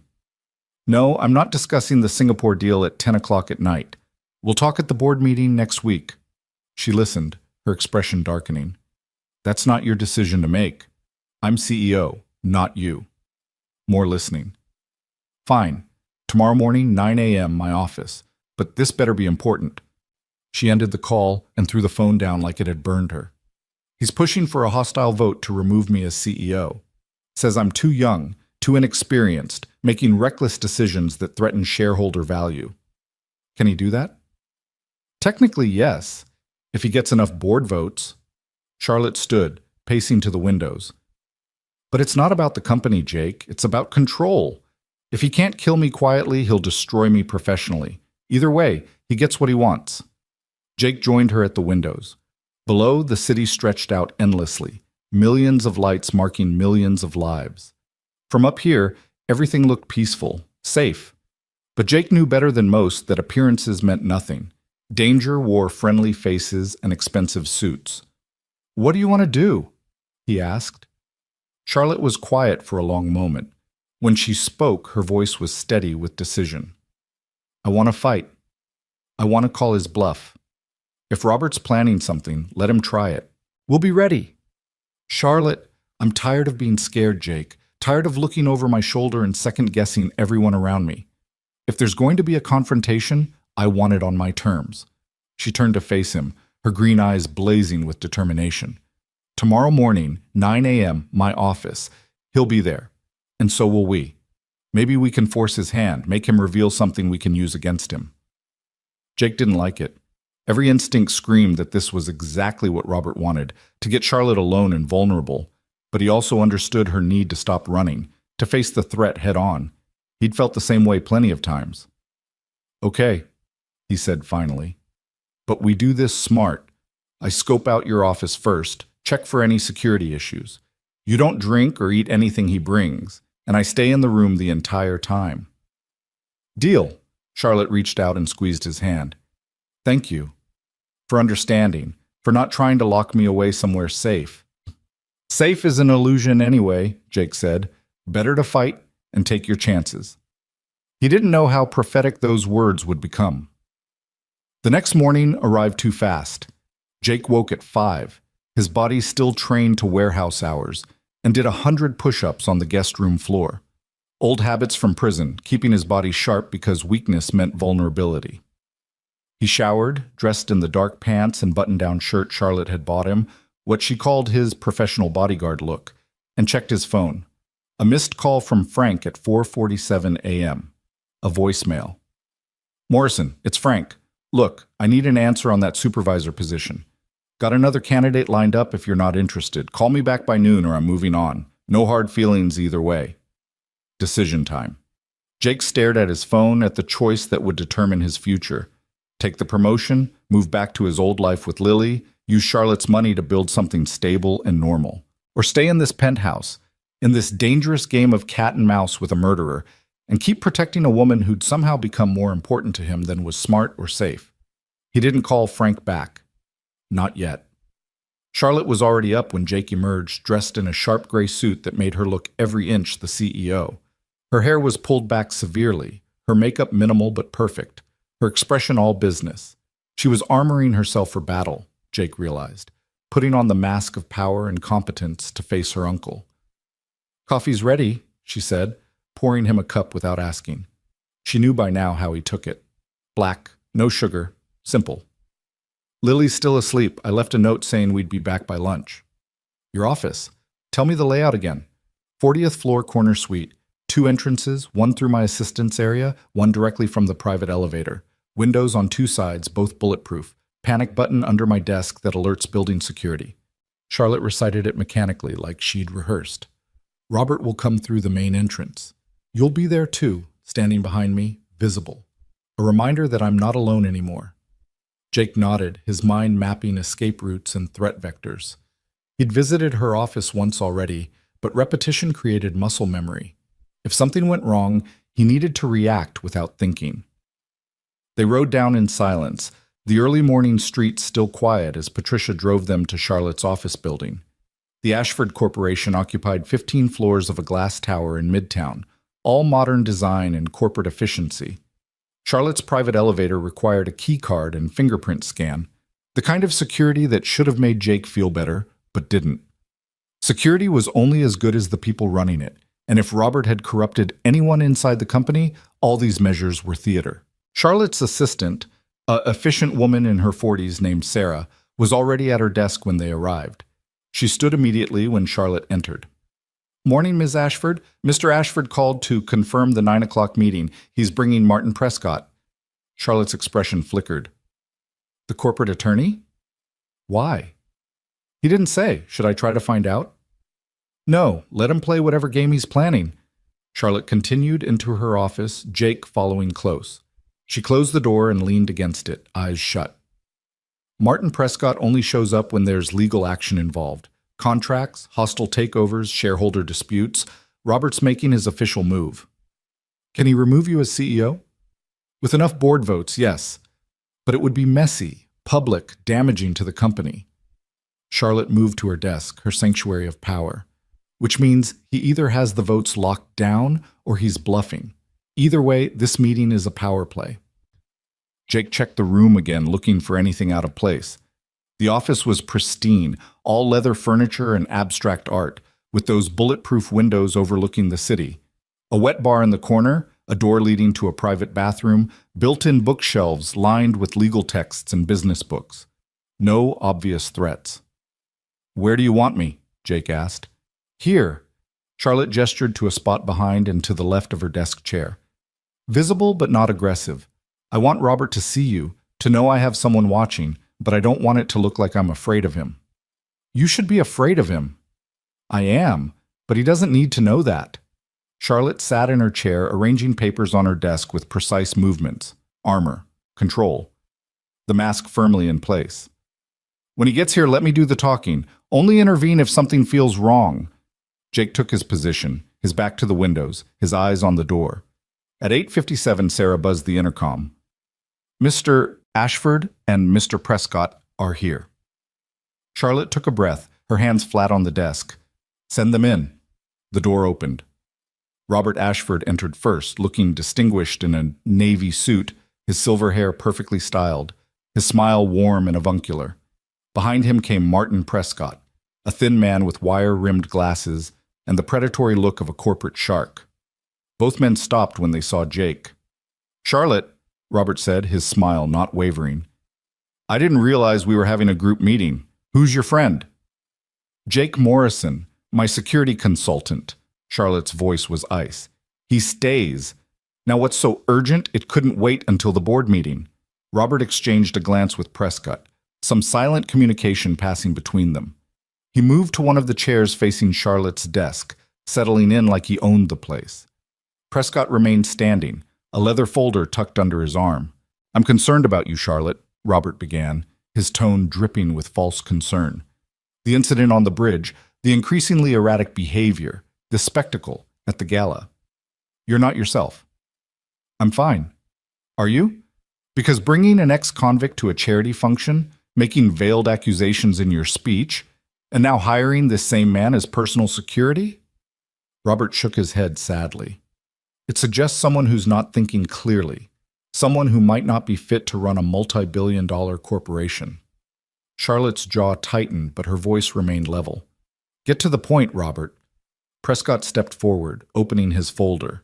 We're here to present a formal proposal from several members of the board. Given recent concerns about your judgment and decision-making, they're requesting you voluntarily step down as CEO and accept a position as Chairman Emeritus. You'd retain your shares, of course, but operational control would transfer to a new CEO. You, Charlotte said flatly, looking at Robert, someone with experience, someone stable.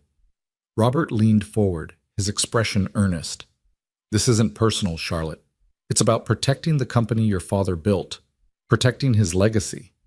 Jake watched the performance, impressed despite himself. Robert was good. He sounded genuinely concerned, like a caring uncle trying to help his troubled niece. Anyone listening would think Charlotte was unstable, that Robert was being reasonable. But Jake saw the calculation in the older man's eyes, the barely concealed triumph. "And if I refuse," Charlotte asked, "then we call a vote at next week's board meeting. And I have to tell you, Charlotte, I have the numbers." Robert's mask slipped slightly, showing the steel underneath. 7 of the 12 board members have already committed to supporting the change.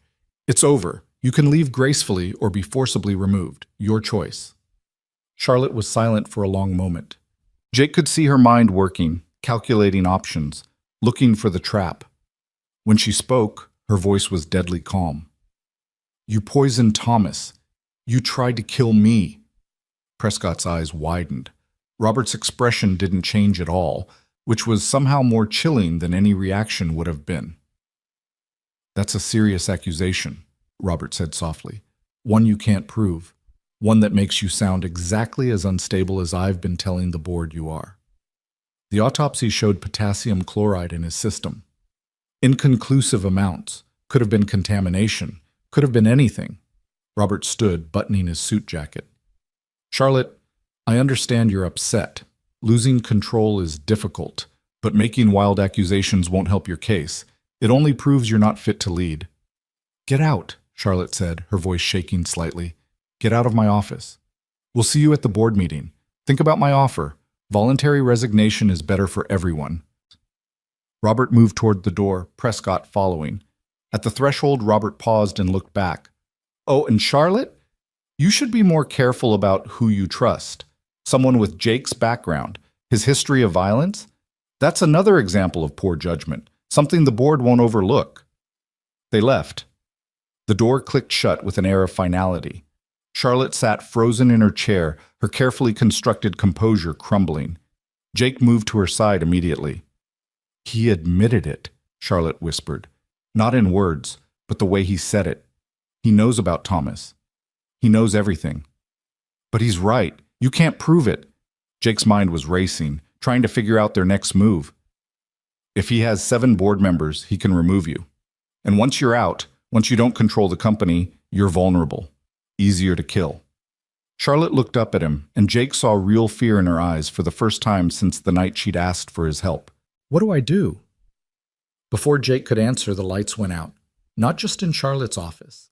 Through the windows, Jake could see the entire building had gone dark, emergency lights flickering on in the hallways. Charlotte's computer died. Her desk phone went silent. Complete power failure. "Backup generators should kick in," Charlotte said, but her voice wavered. "They should." The door to her office burst open. Not Sarah at her desk. Not building security. A man Jake had never seen before, young and muscular in a security guard uniform, his hand reaching inside his jacket. Jake moved without thinking. 6 years of prison instincts, of reading violence before it happened, of knowing when someone meant harm. He launched himself at the guard, catching the man's wrist just as a syringe came free. They crashed into the doorframe together, Jake's momentum driving them into the outer office. The guard was strong, trained. He tried to twist free, to plunge the syringe into Jake's neck, but Jake had fought bigger men in smaller spaces. He slammed the guard's hand against the wall once, twice, until the syringe clattered free. Then he drove his knee into the man's stomach, doubling him over, and followed with an elbow to the back of the head. The guard dropped.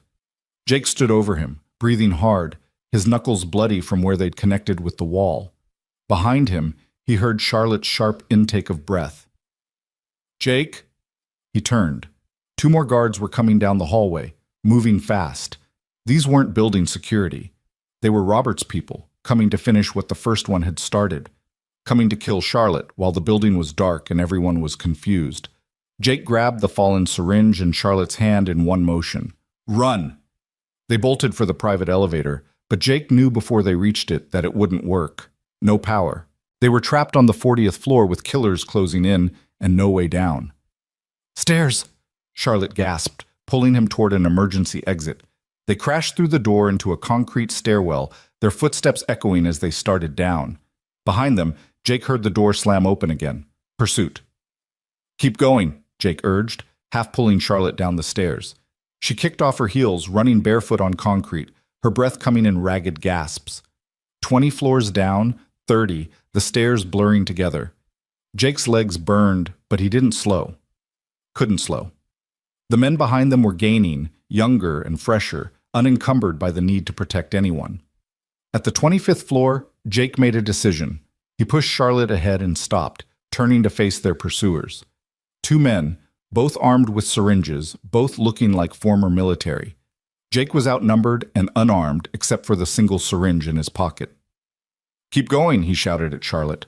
Get to the lobby, call the police. Jake, no, go! The first guard reached him. Jake feinted left, then dove right, using the confined space of the stairwell to his advantage. He caught the guard's arm, redirecting his momentum into the railing. Metal crunched. The guard's syringe went flying.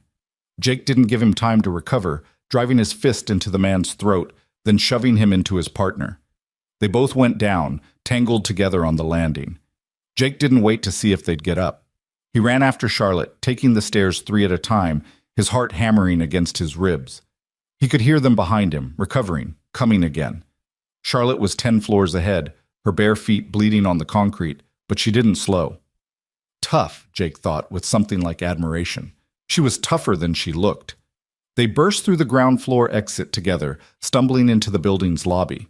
People everywhere, confused by the power outage, emergency lights casting everything in an eerie glow. Jake grabbed Charlotte, pulling her toward the main entrance, toward escape. That's when he saw Robert. The older man stood by the security desk, talking calmly to a uniformed officer. When he spotted Charlotte and Jake, his expression shifted to surprise that looked almost genuine. Almost. Charlotte, thank God. When the power went out, I was worried. Robert approached quickly, the officer trailing behind him. Are you all right? You look terrified. Stay away from me, Charlotte backed up, pressing against Jake. You did this. The power outage, the men in my office. What men? Robert looked at the officer, his concern perfectly performed. Officer, I don't know what she's talking about. There was a power failure, but there were men trying to kill her, Jake interrupted. 3 guards with syringes. We were chased down from the 40th floor. The officer looked between them, uncertainty crossing his face. Let me call this in. No need. One of the guards from the stairwell appeared, limping slightly but composed. He looked at the officer with professional courtesy. Sir, I'm Victor Chen, head of building security. There was an incident with these two. They attacked one of my men unprovoked. I was pursuing them to... That's a lie, Charlotte said desperately. Jake was protecting me. They were trying to inject me with something. She's been under a lot of stress, Robert said smoothly, his hand on the officer's shoulder. The incident on the bridge, some paranoid delusions. We were actually meeting this morning to discuss getting her help. Then the power failed and she panicked. Jake watched Robert work, watched the officer's expression shift from uncertainty to understanding, watched Charlotte's credibility crumble under the weight of her uncle's lies and influence. This was the trap. Not just the attack, but the narrative that followed. Making Charlotte look unstable, making Jake look like an enabling criminal, making Robert look like the concerned family member trying to help. I want to file a complaint, Jake said firmly. Someone tried to kill Charlotte Ashford. We have a syringe as evidence. He reached into his pocket. The syringe was gone. Of course it was. Somewhere in the fight, he'd lost it. They had nothing. No proof, no evidence. Just the word of an ex-con and a supposedly unstable heiress against a respected businessman. The officer looked uncomfortable. Maybe everyone should come down to the station, give statements. Of course, Robert agreed quickly. Whatever helps resolve this situation. Charlotte, would you be willing to see a doctor, just to make sure you're all right? Officer, I'm happy to arrange. I'm not seeing any doctor you arrange, Charlotte said coldly. She looked at Jake, her eyes communicating what her words couldn't. We're not safe here. We need to leave. We're going home. If you want a statement, call our lawyer. She walked toward the exit, Jake at her side, feeling every eye in the lobby watching them. Robert's gaze burned into his back, triumphant and malicious. They'd escaped the immediate threat, but they'd lost something crucial. The element of surprise. The benefit of doubt. Any chance of handling this quietly. Robert had made his move, and he'd done it brilliantly. Now everyone would think Charlotte was paranoid, that Jake was dangerous, that the attack had never happened at all. Patricia pulled up in the limousine, her eyes widening at Charlotte's bare feet and Jake's bloody knuckles. They climbed in without explanation, and Charlotte gave her the address to the penthouse. As soon as the privacy screen rose, Charlotte started shaking. "He almost did it," she whispered. "He almost killed me right there in my own office building, and now no one will believe us. He's made it look like I'm losing my mind." Jake pulled her close, feeling the tremors running through her body. His own hands were shaking too, adrenaline crash hitting hard. "We need to call the police, file a report, get this on record." "And say what? That my uncle hired fake security guards to inject me with something, but we lost the evidence? That the real security guard corroborates his story?"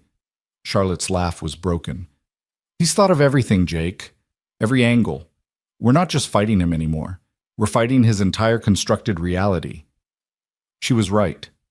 Jake had seen it happen in prison, the way powerful people could shape narratives to their advantage, could make victims look like aggressors, could turn truth into convenient fiction. Robert had money and influence and an entire corporation backing his version of events. What did they have? Nothing but survival and stubborn determination. "Then we don't fight his way," Jake said slowly, an idea forming. "We can't beat him with evidence or lawyers or board votes. He controls all that. But we can beat him with the truth, the real truth told to people who matter." Charlotte looked up at him. "What are you thinking?" "Elizabeth Reyes, Thomas's widow. If we tell her what happened today, what's really going on, she can help us. Robert may control your board and your security, but he can't control Thomas's family. They have no reason to lie for him. Their testimony matters." "But what good does testimony do if we can't prove anything?" "We don't need proof for the court of public opinion. We just need enough doubt, enough questions, that Robert can't quietly kill you without it looking suspicious." Jake's mind was racing now, seeing the strategy. "If we go public with this, if we tell the story of Thomas's poisoning and today's attack, Robert can't make you disappear. Too many people would ask questions, too much scrutiny." Charlotte considered this, hope dawning in her eyes. "You're talking about using the media, about going to war publicly." "I'm talking about surviving, about making sure if Robert tries again, the whole world knows who to blame." Jake squeezed her hand. "It's risky. It'll be ugly. But it might be the only play we have left." "Do it," Charlotte said without hesitation. "Whatever it takes. I'm done hiding. I'm done being afraid." They spent the rest of the car ride planning, calling Elizabeth Reyes, arranging an emergency meeting at Charlotte's penthouse. When they arrived, Lily rushed to greet them, her face pale with worry. "Dad, what happened? You're bleeding, and Charlotte looks—" She stopped, taking in the full picture. "What's going on?" Jake looked at his daughter, at the fear in her eyes, and felt guilt crash over him. He'd promised to keep her safe, to give her a normal life. Instead, he'd dragged her into a billionaire's murder plot, had almost gotten himself killed protecting Charlotte. What kind of father did that? "We need to talk," Jake said quietly. "All of us. About what happens next." Because the truth was, after today, nothing would be the same. Robert had shown his hand. The war between them was no longer secret or subtle. It was open, dangerous, possibly deadly. And Jake Morrison, ex-con warehouse worker, single father trying to do right by his daughter, was in the middle of it with no way out except through. Elizabeth Reyes arrived within the hour, her face etched with concern as Charlotte's assistant ushered her into the penthouse. She took one look at Charlotte's haunted expression and Jake's bloody knuckles and immediately understood that something terrible had happened. "Tell me everything," Elizabeth said, settling onto the couch with the calm determination of someone who'd already survived the worst thing imaginable. Nothing scared her anymore. Thomas was gone. What else could the world take? Charlotte and Jake took turns recounting the morning's events. The meeting with Robert and his attorney, the power outage, the guards with syringes, the chase down 40 floors of emergency stairs. Elizabeth listened without interrupting, her hands folded in her lap, her eyes growing harder with each detail. When they finished, she was quiet for a long moment. Then she said, "Thomas knew." Charlotte leaned forward. "What?" He never said it directly, but in the weeks before he died, Thomas was worried about something. He'd take phone calls late at night and pace in the kitchen, talking too quietly for me to hear. He started writing things down in a notebook he kept in his car. Elizabeth's voice trembled slightly. "The night of the accident, he called me right before picking you up, said if anything happened to him, I should look in the glove compartment, that there was evidence there of something wrong, something dangerous." Jake felt his pulse quicken. "Did you find the notebook?" "The police released the car 2 weeks ago. I couldn't bear to look at it, so I had it towed to our garage. I haven't touched it since." Elizabeth met Charlotte's eyes. "But if there's evidence Thomas collected, evidence that Robert was planning something, it's still there, in that car." Charlotte was already standing, energy returning to her defeated posture. "Where's the garage? We need that notebook now." "Queens, about 40 minutes from here." Elizabeth pulled out her phone. "I'll text you the address. But Charlotte, if Robert finds out you're looking for this, he already tried to kill me today. I'm past worrying about what happens if he finds out." Charlotte's jaw was set with determination. "Jake, can you drive?" "Of course, but we're not going alone. We need backup." Jake looked at Lily, who'd been sitting quietly through the whole conversation, her eyes wide. "Baby, I need you to stay here with Elizabeth. Lock the doors. Don't answer for anyone except me or Charlotte. Can you do that?" Lily nodded, though fear flickered across her face. "Dad, please be careful." "Always am." Jake kissed the top of her head, breathing in the familiar scent of her shampoo, trying to memorize this moment in case it was the last.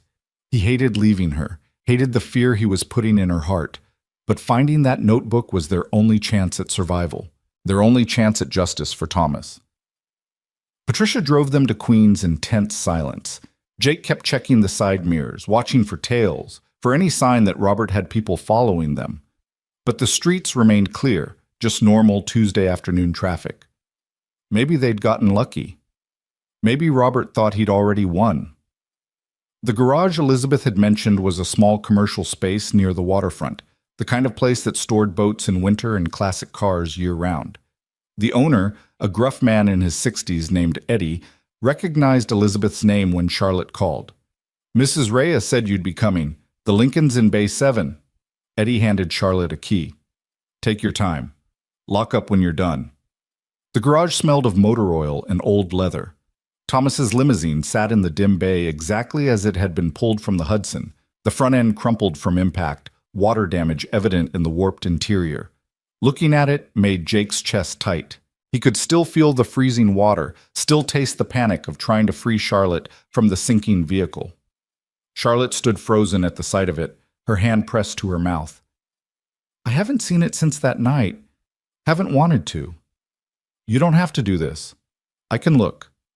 Jake moved toward the passenger side, but Charlotte stopped him. "No, I need to." She took a breath and opened the back door, sliding into the seat where she'd almost died. Her hands shook as she reached for the glove compartment. It stuck, swollen from water damage, but finally popped open. Inside was a waterlogged notebook, its pages stuck together, the ink mostly illegible. Charlotte's face fell. "It's ruined. Whatever Thomas wrote, we can't read it." Jake took the notebook carefully, flipping through the damaged pages. Most of the writing had bled into incomprehensible smears, but toward the back, protected by the pages above it, he found something. A page covered in plastic wrap, deliberately preserved. Thomas had known this might end up underwater. He'd prepared for it. The page contained dates, times, and names. Phone calls between Robert and someone named Dr. Marcus Chen, meetings at a clinic in New Jersey, wire transfers to offshore accounts, and at the bottom, underlined 3 times. Potassium chloride, untraceable cardiac arrest, Charlotte is next. "He knew," Charlotte breathed, reading over Jake's shoulder. Thomas knew Robert was planning to kill me. He was gathering evidence. And Robert found out. That's why Thomas had to die first. Jake's anger burned cold and focused. This is it, Charlotte. This is the proof we need. Thomas documented everything. Charlotte pulled out her phone with shaking hands. I'm calling Detective Rodriguez, the one investigating Thomas's death. She said to contact her if we found anything. But before she could dial, Jake's instinct screamed a warning. He grabbed Charlotte's wrist. Wait, how did Robert know we were at your office this morning? How did his people know exactly when to attack? Charlotte's eyes widened with understanding. Someone's been feeding him information, someone close to me.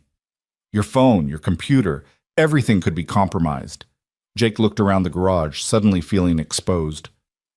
We need to move, now, and we need to go somewhere Robert can't track us. They left through the back exit, Jake carrying the notebook wrapped in his jacket.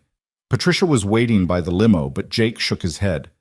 We're not taking the car. It might have a tracker. We'll get a cab. Jake, you're being paranoid, Charlotte started, but then her phone rang. She looked at the screen and went pale. It's Robert. Don't answer. She answered anyway, her hand trembling as she raised the phone to her ear. Jake could hear Robert's smooth voice even from 2 feet away. Charlotte, dear, we need to talk about this morning, about your accusations. I think there's been a terrible misunderstanding. Robert's tone was concerned, almost paternal. Why don't you come back to the office? We can sort this out like family. I'm not coming back, and I know what you did. I know everything. Charlotte's voice was stronger than Jake expected. Thomas kept records, evidence. You're not going to get away with this. The line went silent for a long moment. When Robert spoke again, all pretense of warmth was gone. That notebook won't help you. Half the board thinks you're unstable. The police think you're paranoid. Even if you go public, who's going to believe you? The troubled heiress with the ex-con boyfriend making wild accusations against her respected uncle? His name is Jake, and he's more of a man than you'll ever be. Charlotte's hand found Jake's, squeezing tight. We're going to the police with this evidence. We're going to the media. And you're going to prison for what you did to Thomas, for what you tried to do to me. You stupid girl. Robert's voice turned venomous. You have no idea what you're dealing with. I built this company while you were still in boarding school. I won't let you destroy it with your naive idealism and bleeding heart policies. If you won't step aside willingly, I'll remove you, permanently. The call ended. Charlotte stood there, holding the silent phone, her face drained of color. He's not even pretending anymore. He just threatened to kill me. Good, Jake said grimly. That means he's scared. That means we're winning. He flagged down a passing cab, pulling Charlotte inside. We're going to the police station, right now, before Robert can spin this any other way. The precinct was crowded with the usual chaos of a Tuesday afternoon. Drunk and disorderlies sleeping it off on benches. A woman arguing loudly about a parking ticket. Uniformed officers moving through the controlled mayhem with practiced efficiency. Jake approached the desk sergeant, still clutching the notebook. We need to speak with Detective Rodriguez. It's about the Thomas Reyes case. The sergeant picked up a phone, spoke briefly, then gestured toward a hallway. Third door on the left. She's expecting you. Detective Rodriguez was a woman in her 40s, with sharp eyes and the tired look of someone who'd seen too much. She stood when they entered, her gaze moving between Charlotte and Jake with obvious recognition. Ms. Ashford, Mr. Morrison, I've been following the news about this morning's incident at your office. Rodriguez gestured to chairs. Why don't you tell me what really happened? Charlotte laid out everything, the meeting with Robert, the attack, the notebook Thomas had hidden. Rodriguez listened carefully, taking notes, her expression unreadable. When Charlotte finished, the detective reached for the notebook. May I? Jake handed it over. Rodriguez examined the preserved page, her eyebrows rising as she read Thomas's careful documentation.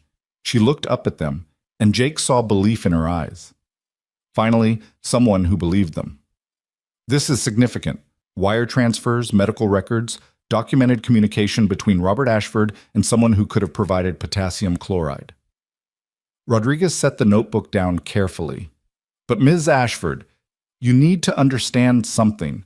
Robert Ashford is a very powerful man with very expensive lawyers. This notebook is evidence, yes, but it's also potentially inadmissible. Chain of custody issues, questions about authenticity, the fact that Thomas Reyes can't testify to verify his own notes. Charlotte's hope crumbled. So it's not enough. I didn't say that. I said it's complicated. Rodriguez leaned forward, her voice lowering. Between you and me? I've suspected Robert was involved since the beginning. The autopsy results never sat right with me. But suspicion isn't proof. What you've given me is a starting point. With this, I can get warrants.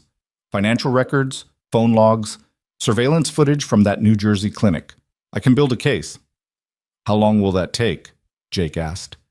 Weeks, maybe months. Rodriguez looked apologetic. I know that's not what you want to hear, but that's the reality of building a case against someone like Robert Ashford. I don't have weeks, Charlotte said desperately. He tried to kill me today. He'll try again. Then we need to get you somewhere safe. Protective custody. No. Charlotte stood abruptly. Protective custody means hiding, means letting Robert control the narrative while I'm locked away somewhere. That's not happening. Rodriguez studied her for a long moment. What are you planning to do? Charlotte looked at Jake, and he saw the decision forming in her eyes. The choice between safety and justice, between surviving and living. He knew which one she'd pick. He'd known from the moment she'd confronted Robert at the gala. I'm calling a press conference, Charlotte said. Tomorrow morning. I'm going public with everything. Thomas's murder. The attacks on me. Robert's conspiracy to steal the company and eliminate me. All of it. That's dangerous, Rodriguez warned. You'll be painting a target on your back. The target's already there. At least this way everyone will be watching. Robert can't kill me quietly if I've just accused him of murder in front of 100 reporters. Charlotte's voice was steady with resolve. And maybe, just maybe, someone else Robert has hurt will come forward. Someone with their own story, their own evidence. Power like his doesn't happen in a vacuum. He's done this before. Rodriguez was quiet, considering. Then she nodded slowly. Okay, but I want officers with you. Protection detail, starting now. And Ms.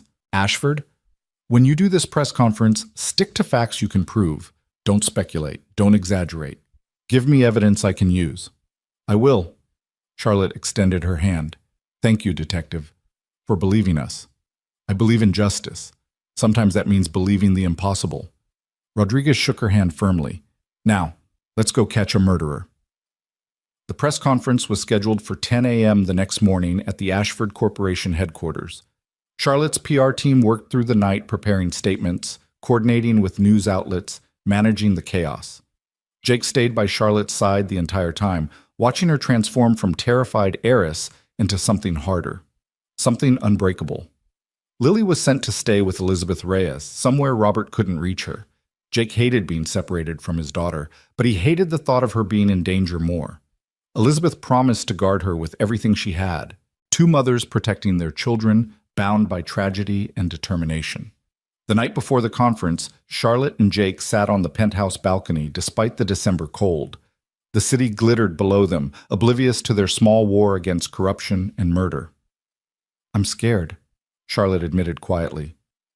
Not of dying, I've already almost died once, but of being wrong, of destroying innocent people's lives if I've misread this situation.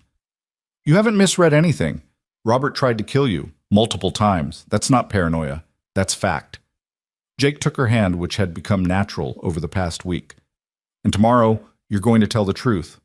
Whatever happens after that, at least you'll have been honest. What if the truth isn't enough?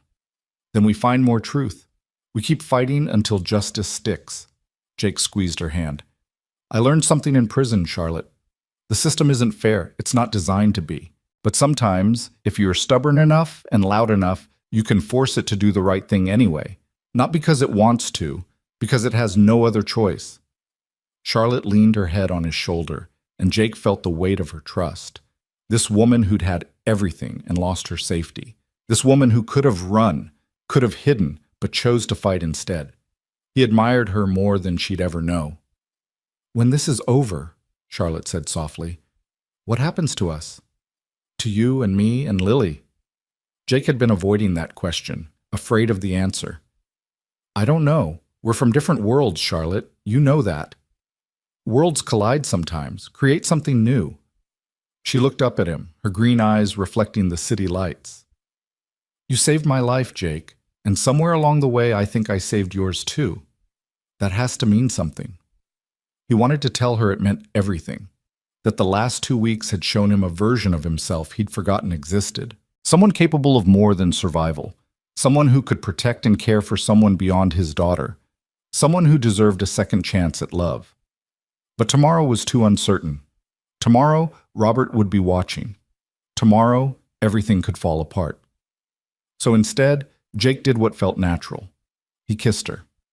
It was different from the desperate breath he'd forced into her lungs in the frozen river. Different from the near-death panic and survival instinct. This kiss was gentle, human, full of possibility and fear and hope all tangled together. When they pulled apart, Charlotte was crying. Promise me something. Anything. If this goes wrong tomorrow, if Robert wins, promise you'll take Lily and disappear. Use the money I gave you. Start over somewhere safe. Don't let him hurt you because of me. That's not going to happen. Promise me anyway. Jake looked at this woman who'd crashed into his life in a sinking limousine, who'd trusted him with her survival, who'd shown him that jumping into the river could lead somewhere worth reaching. I promise. But I promise something else too. I promise I'm not going anywhere. I promise I'll stand beside you tomorrow and every day after until Robert Ashford pays for what he did. Charlotte kissed him again, softer this time. A seal on promises made. A prayer against the darkness. The morning arrived with cruel clarity, bright winter sun turning the city into glass and steel edges. Jake dressed in one of the suits Charlotte had bought him, armor for the battle ahead. He checked his phone obsessively, reading texts from Lily saying she was safe, reading messages from Detective Rodriguez saying they were ready. Charlotte emerged from her room looking like the CEO she was born to be. Power suit in navy blue. Hair pulled back severely. Minimal makeup that made her look older, more authoritative. She'd hidden the fear behind professional competence, but Jake saw it in the way her hands trembled as she adjusted her necklace. How do I look? She asked. Like someone who's about to change the world. They rode down in the private elevator, flanked by the police officers Rodriguez had assigned. The lobby of the Ashford building was packed with reporters, cameras, microphones. A podium had been set up with the company logo behind it, lights positioned for optimal footage. This was it, the moment that would define everything that came next. Robert was already there, Jake noticed with a chill. Standing at the back of the crowd with his lawyer watching with barely concealed rage. He'd known this was coming, had probably spent the night preparing his own counterattack, but he'd shown up anyway, unable to resist watching Charlotte try to destroy him. Charlotte walked to the podium with her head high. The crowd quieted, cameras focusing, reporters leaning forward with predatory attention. Jake stood to her left, close enough to protect her if needed, far enough to not overshadow her moment. "Thank you all for coming," Charlotte began, her voice steady and clear. 3 weeks ago, my driver Thomas Heiress died when our limousine crashed into the Hudson River. The official cause was determined to be a heart attack leading to loss of control of the vehicle. I nearly drowned that night and was saved by the man standing beside me, Jake Morrison. She paused, letting that sink in. Jake saw Robert shift position, his jaw tight. What wasn't reported was that Thomas's autopsy revealed trace amounts of potassium chloride in his system, a substance that can induce cardiac arrest, a substance that would have made his death appear natural. Charlotte's voice grew stronger. Thomas's death was not an accident. It was murder, and I believe I was the intended target. The crowd erupted with shouted questions. Charlotte raised her hand for silence. In the weeks following the crash, there have been 2 additional attempts on my life. Yesterday morning, during a scheduled meeting at this very building, armed men posing as security guards attempted to inject me with an unknown substance. Jake Morrison fought them off, and we barely escaped. Evidence of these attacks, including documentation kept by Thomas Heiress before his death, has been provided to the NYPD. More shouting. Cameras swinging toward Robert, catching his expression. The older man's face was a mask of controlled fury, but his eyes promised retribution. I'm here today to state publicly and clearly, I believe my uncle, Robert Ashford, is responsible for Thomas Reyes's murder and for the attempts on my life. Charlotte's voice didn't waver even as she spoke the words that could never be taken back. I believe he wants me dead so that he can inherit control of the Ashford Corporation and undo the changes I've implemented. I believe he values power and profit over human life, and I believe he will not stop until either I am dead or he is held accountable. The room exploded, reporters screaming questions, cameras flashing, chaos erupting like a dam breaking. Robert was pushing toward the podium, his lawyer trying to hold him back, his face red with rage. "You have no proof," Robert shouted over the din. "This is slander, defamation. I will sue you for everything you have." "Then sue me." Charlotte met his eyes across the crowd. "Because I'm not backing down. I'm not stepping aside. And I'm not dying quietly so you can steal my father's legacy." Detective Rodriguez appeared at Charlotte's side, 2 uniformed officers with her. "Mr. Ashford, I'm going to need you to come with us. We have questions about your relationship with Dr. Marcus Chen and some financial irregularities we've uncovered. I'm not going anywhere without my attorney." Robert's voice was ice, but Jake saw panic flicker beneath the surface. "This is harassment, political persecution of a successful businessman by a mentally unstable woman with a vendetta. That mentally unstable woman just gave us probable cause for a warrant. Your choice is to come voluntarily or be arrested." Rodriguez's tone left no room for argument. "Clock's ticking, Mr. Ashford." Jake watched as Robert's world crumbled around him. The reporters who'd been his allies now recording his humiliation. The police he'd probably tried to buy off standing firm. The niece he'd tried to eliminate staring him down with the same steel her father had been famous for.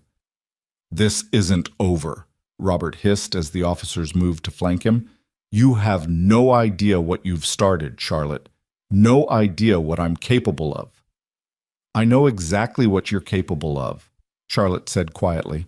"You killed a good man. You tried to kill me, and you almost succeeded. But I'm still here, Uncle Robert, and I'm going to make sure you never hurt anyone again." They led him away in handcuffs, his lawyer shouting about rights and illegal procedures. The cameras captured every moment, broadcasting Robert Ashford's downfall to the world.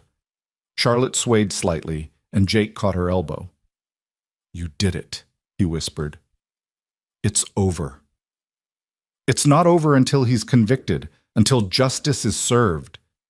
But Charlotte's voice was shaky, the adrenaline fading, the reality of what she'd just done settling in. "Jake, I just destroyed my uncle on live television. I just accused him of murder in front of hundreds of witnesses. What if I'm wrong? What if—" "You're not wrong, and you're not alone." Jake pulled her away from the podium, away from the reporters still shouting questions, into a quiet corner of the lobby. "You were brave in there. Braver than most people ever have to be. Your father would have been proud." Charlotte's eyes filled with tears. "I hope so. God, I hope so." The weeks that followed were a media circus. Robert's arrest made national headlines. The investigation uncovered more evidence, things even Charlotte hadn't known about. Falsified financial records, bribes to board members, communication between Robert and Dr. Marcus Chen detailing the plan to poison Thomas and stage Charlotte's death as a car accident. Other victims came forward, people Robert had silenced or threatened over the years. His empire of corruption unraveled thread by thread. Through it all, Jake stayed by Charlotte's side, protected her from overzealous reporters, held her when the stress became too much, reminded her why she'd chosen to fight instead of flee. Lily came home after 2 weeks, returning to the penthouse with Elizabeth Reyes, who'd become like a grandmother to her. The 4 of them, bound by tragedy and survival, formed an unlikely family. Jake took the supervisor position at the warehouse. Turned out protecting a billionaire heiress made for a hell of a reference. He and Lily found an apartment in a better neighborhood, using Charlotte's money to give his daughter the life she deserved. But they spent most evenings at the penthouse anyway, drawn back to the woman who'd changed their world. The trial took place in spring, 6 months after that morning in the frozen Hudson.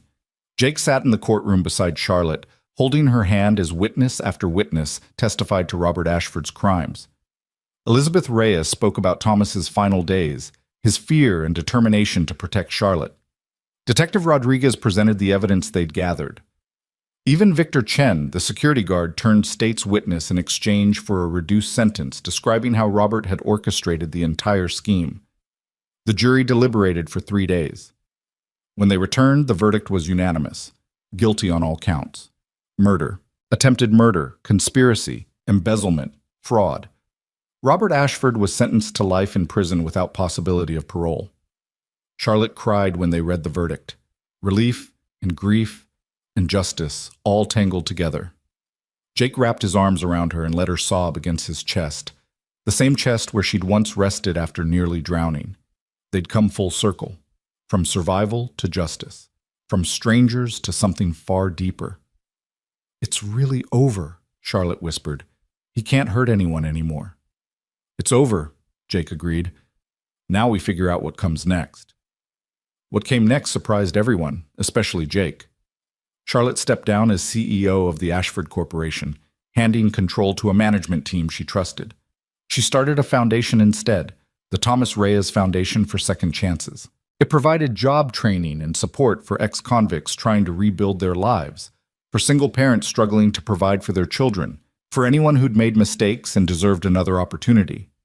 Jake became the foundation's first director of outreach. Turned out his experience navigating the criminal justice system, his understanding of survival and redemption, made him perfect for the job. He helped hundreds of people who reminded him of himself, people who just needed someone to believe in them. Lily thrived in her new school, made the basketball team, started talking about college. She loved telling people that her dad was a hero, that he'd saved Charlotte Ashford's life and helped put a murderer in prison. The shame that had haunted her for so long faded, replaced by pride. And Charlotte, freed from corporate politics and assassination attempts, became herself again. Or maybe became herself for the first time. She laughed more, relaxed into the relationship with Jake that had been building since that first kiss on the balcony. Became a second mother to Lily, filling the void Sarah had left. On the anniversary of the crash, they all went to the bridge. Charlotte, Jake, Lily, and Elizabeth. They stood where Jake had jumped into the frozen water and looked down at the river that had almost claimed Charlotte's life. "I come here sometimes," Charlotte admitted, "when I need to remember how close I came to losing everything. How lucky I am that you were walking by that night." Jake wrapped his arm around her shoulders, pulling her close. "I was thinking about that recently, about all the tiny decisions that led to that moment. If I'd worked late, if I'd taken a different route home, if I'd been 5 minutes earlier or later, we would have never met. You'd have drowned, and I'd still be loading trucks and hating my life." "Fate," Elizabeth said softly. "That's what Thomas always believed in. That the universe puts people where they're supposed to be, when they're supposed to be there. You were supposed to save Charlotte, Jake. And she was supposed to save you right back." Lily leaned against her father's other side. "So what you're saying is, sometimes jumping into the river is exactly the right thing to do." Jake looked at his daughter, at Charlotte, at the life he'd built from the ashes of that freezing December night. He thought about the kiss that had started as survival and became something infinitely more precious. He thought about redemption and second chances and the power of stubborn courage in the face of evil. "Yeah," he said, smiling. "Sometimes jumping into the river saves more than one life. Sometimes it saves everyone." Charlotte took his hand, squeezing tight. They stood together at the place where their story began, where death had been cheated and justice had been born. The water below looked peaceful in the spring sunshine, no longer a frozen tomb, but just a river, just a passage from one shore to another. Jake Morrison had spent 12 years believing he didn't deserve happiness, that his mistakes had disqualified him from anything but survival and penance. But Charlotte had shown him something different. She'd shown him that redemption wasn't about erasing the past. It was about choosing, every single day, to be better. To love and protect and stay, even when it was terrifying. Especially when it was terrifying.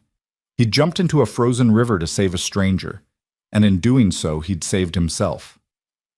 2 years later, Jake and Charlotte stood in a small chapel in Queens, the same one where he'd met Elizabeth Reyes and received her blessing. Lily stood beside them as maid of honor, wearing a dress that made her look impossibly grown up. Elizabeth sat in the front row, crying happy tears for the family that had formed from tragedy.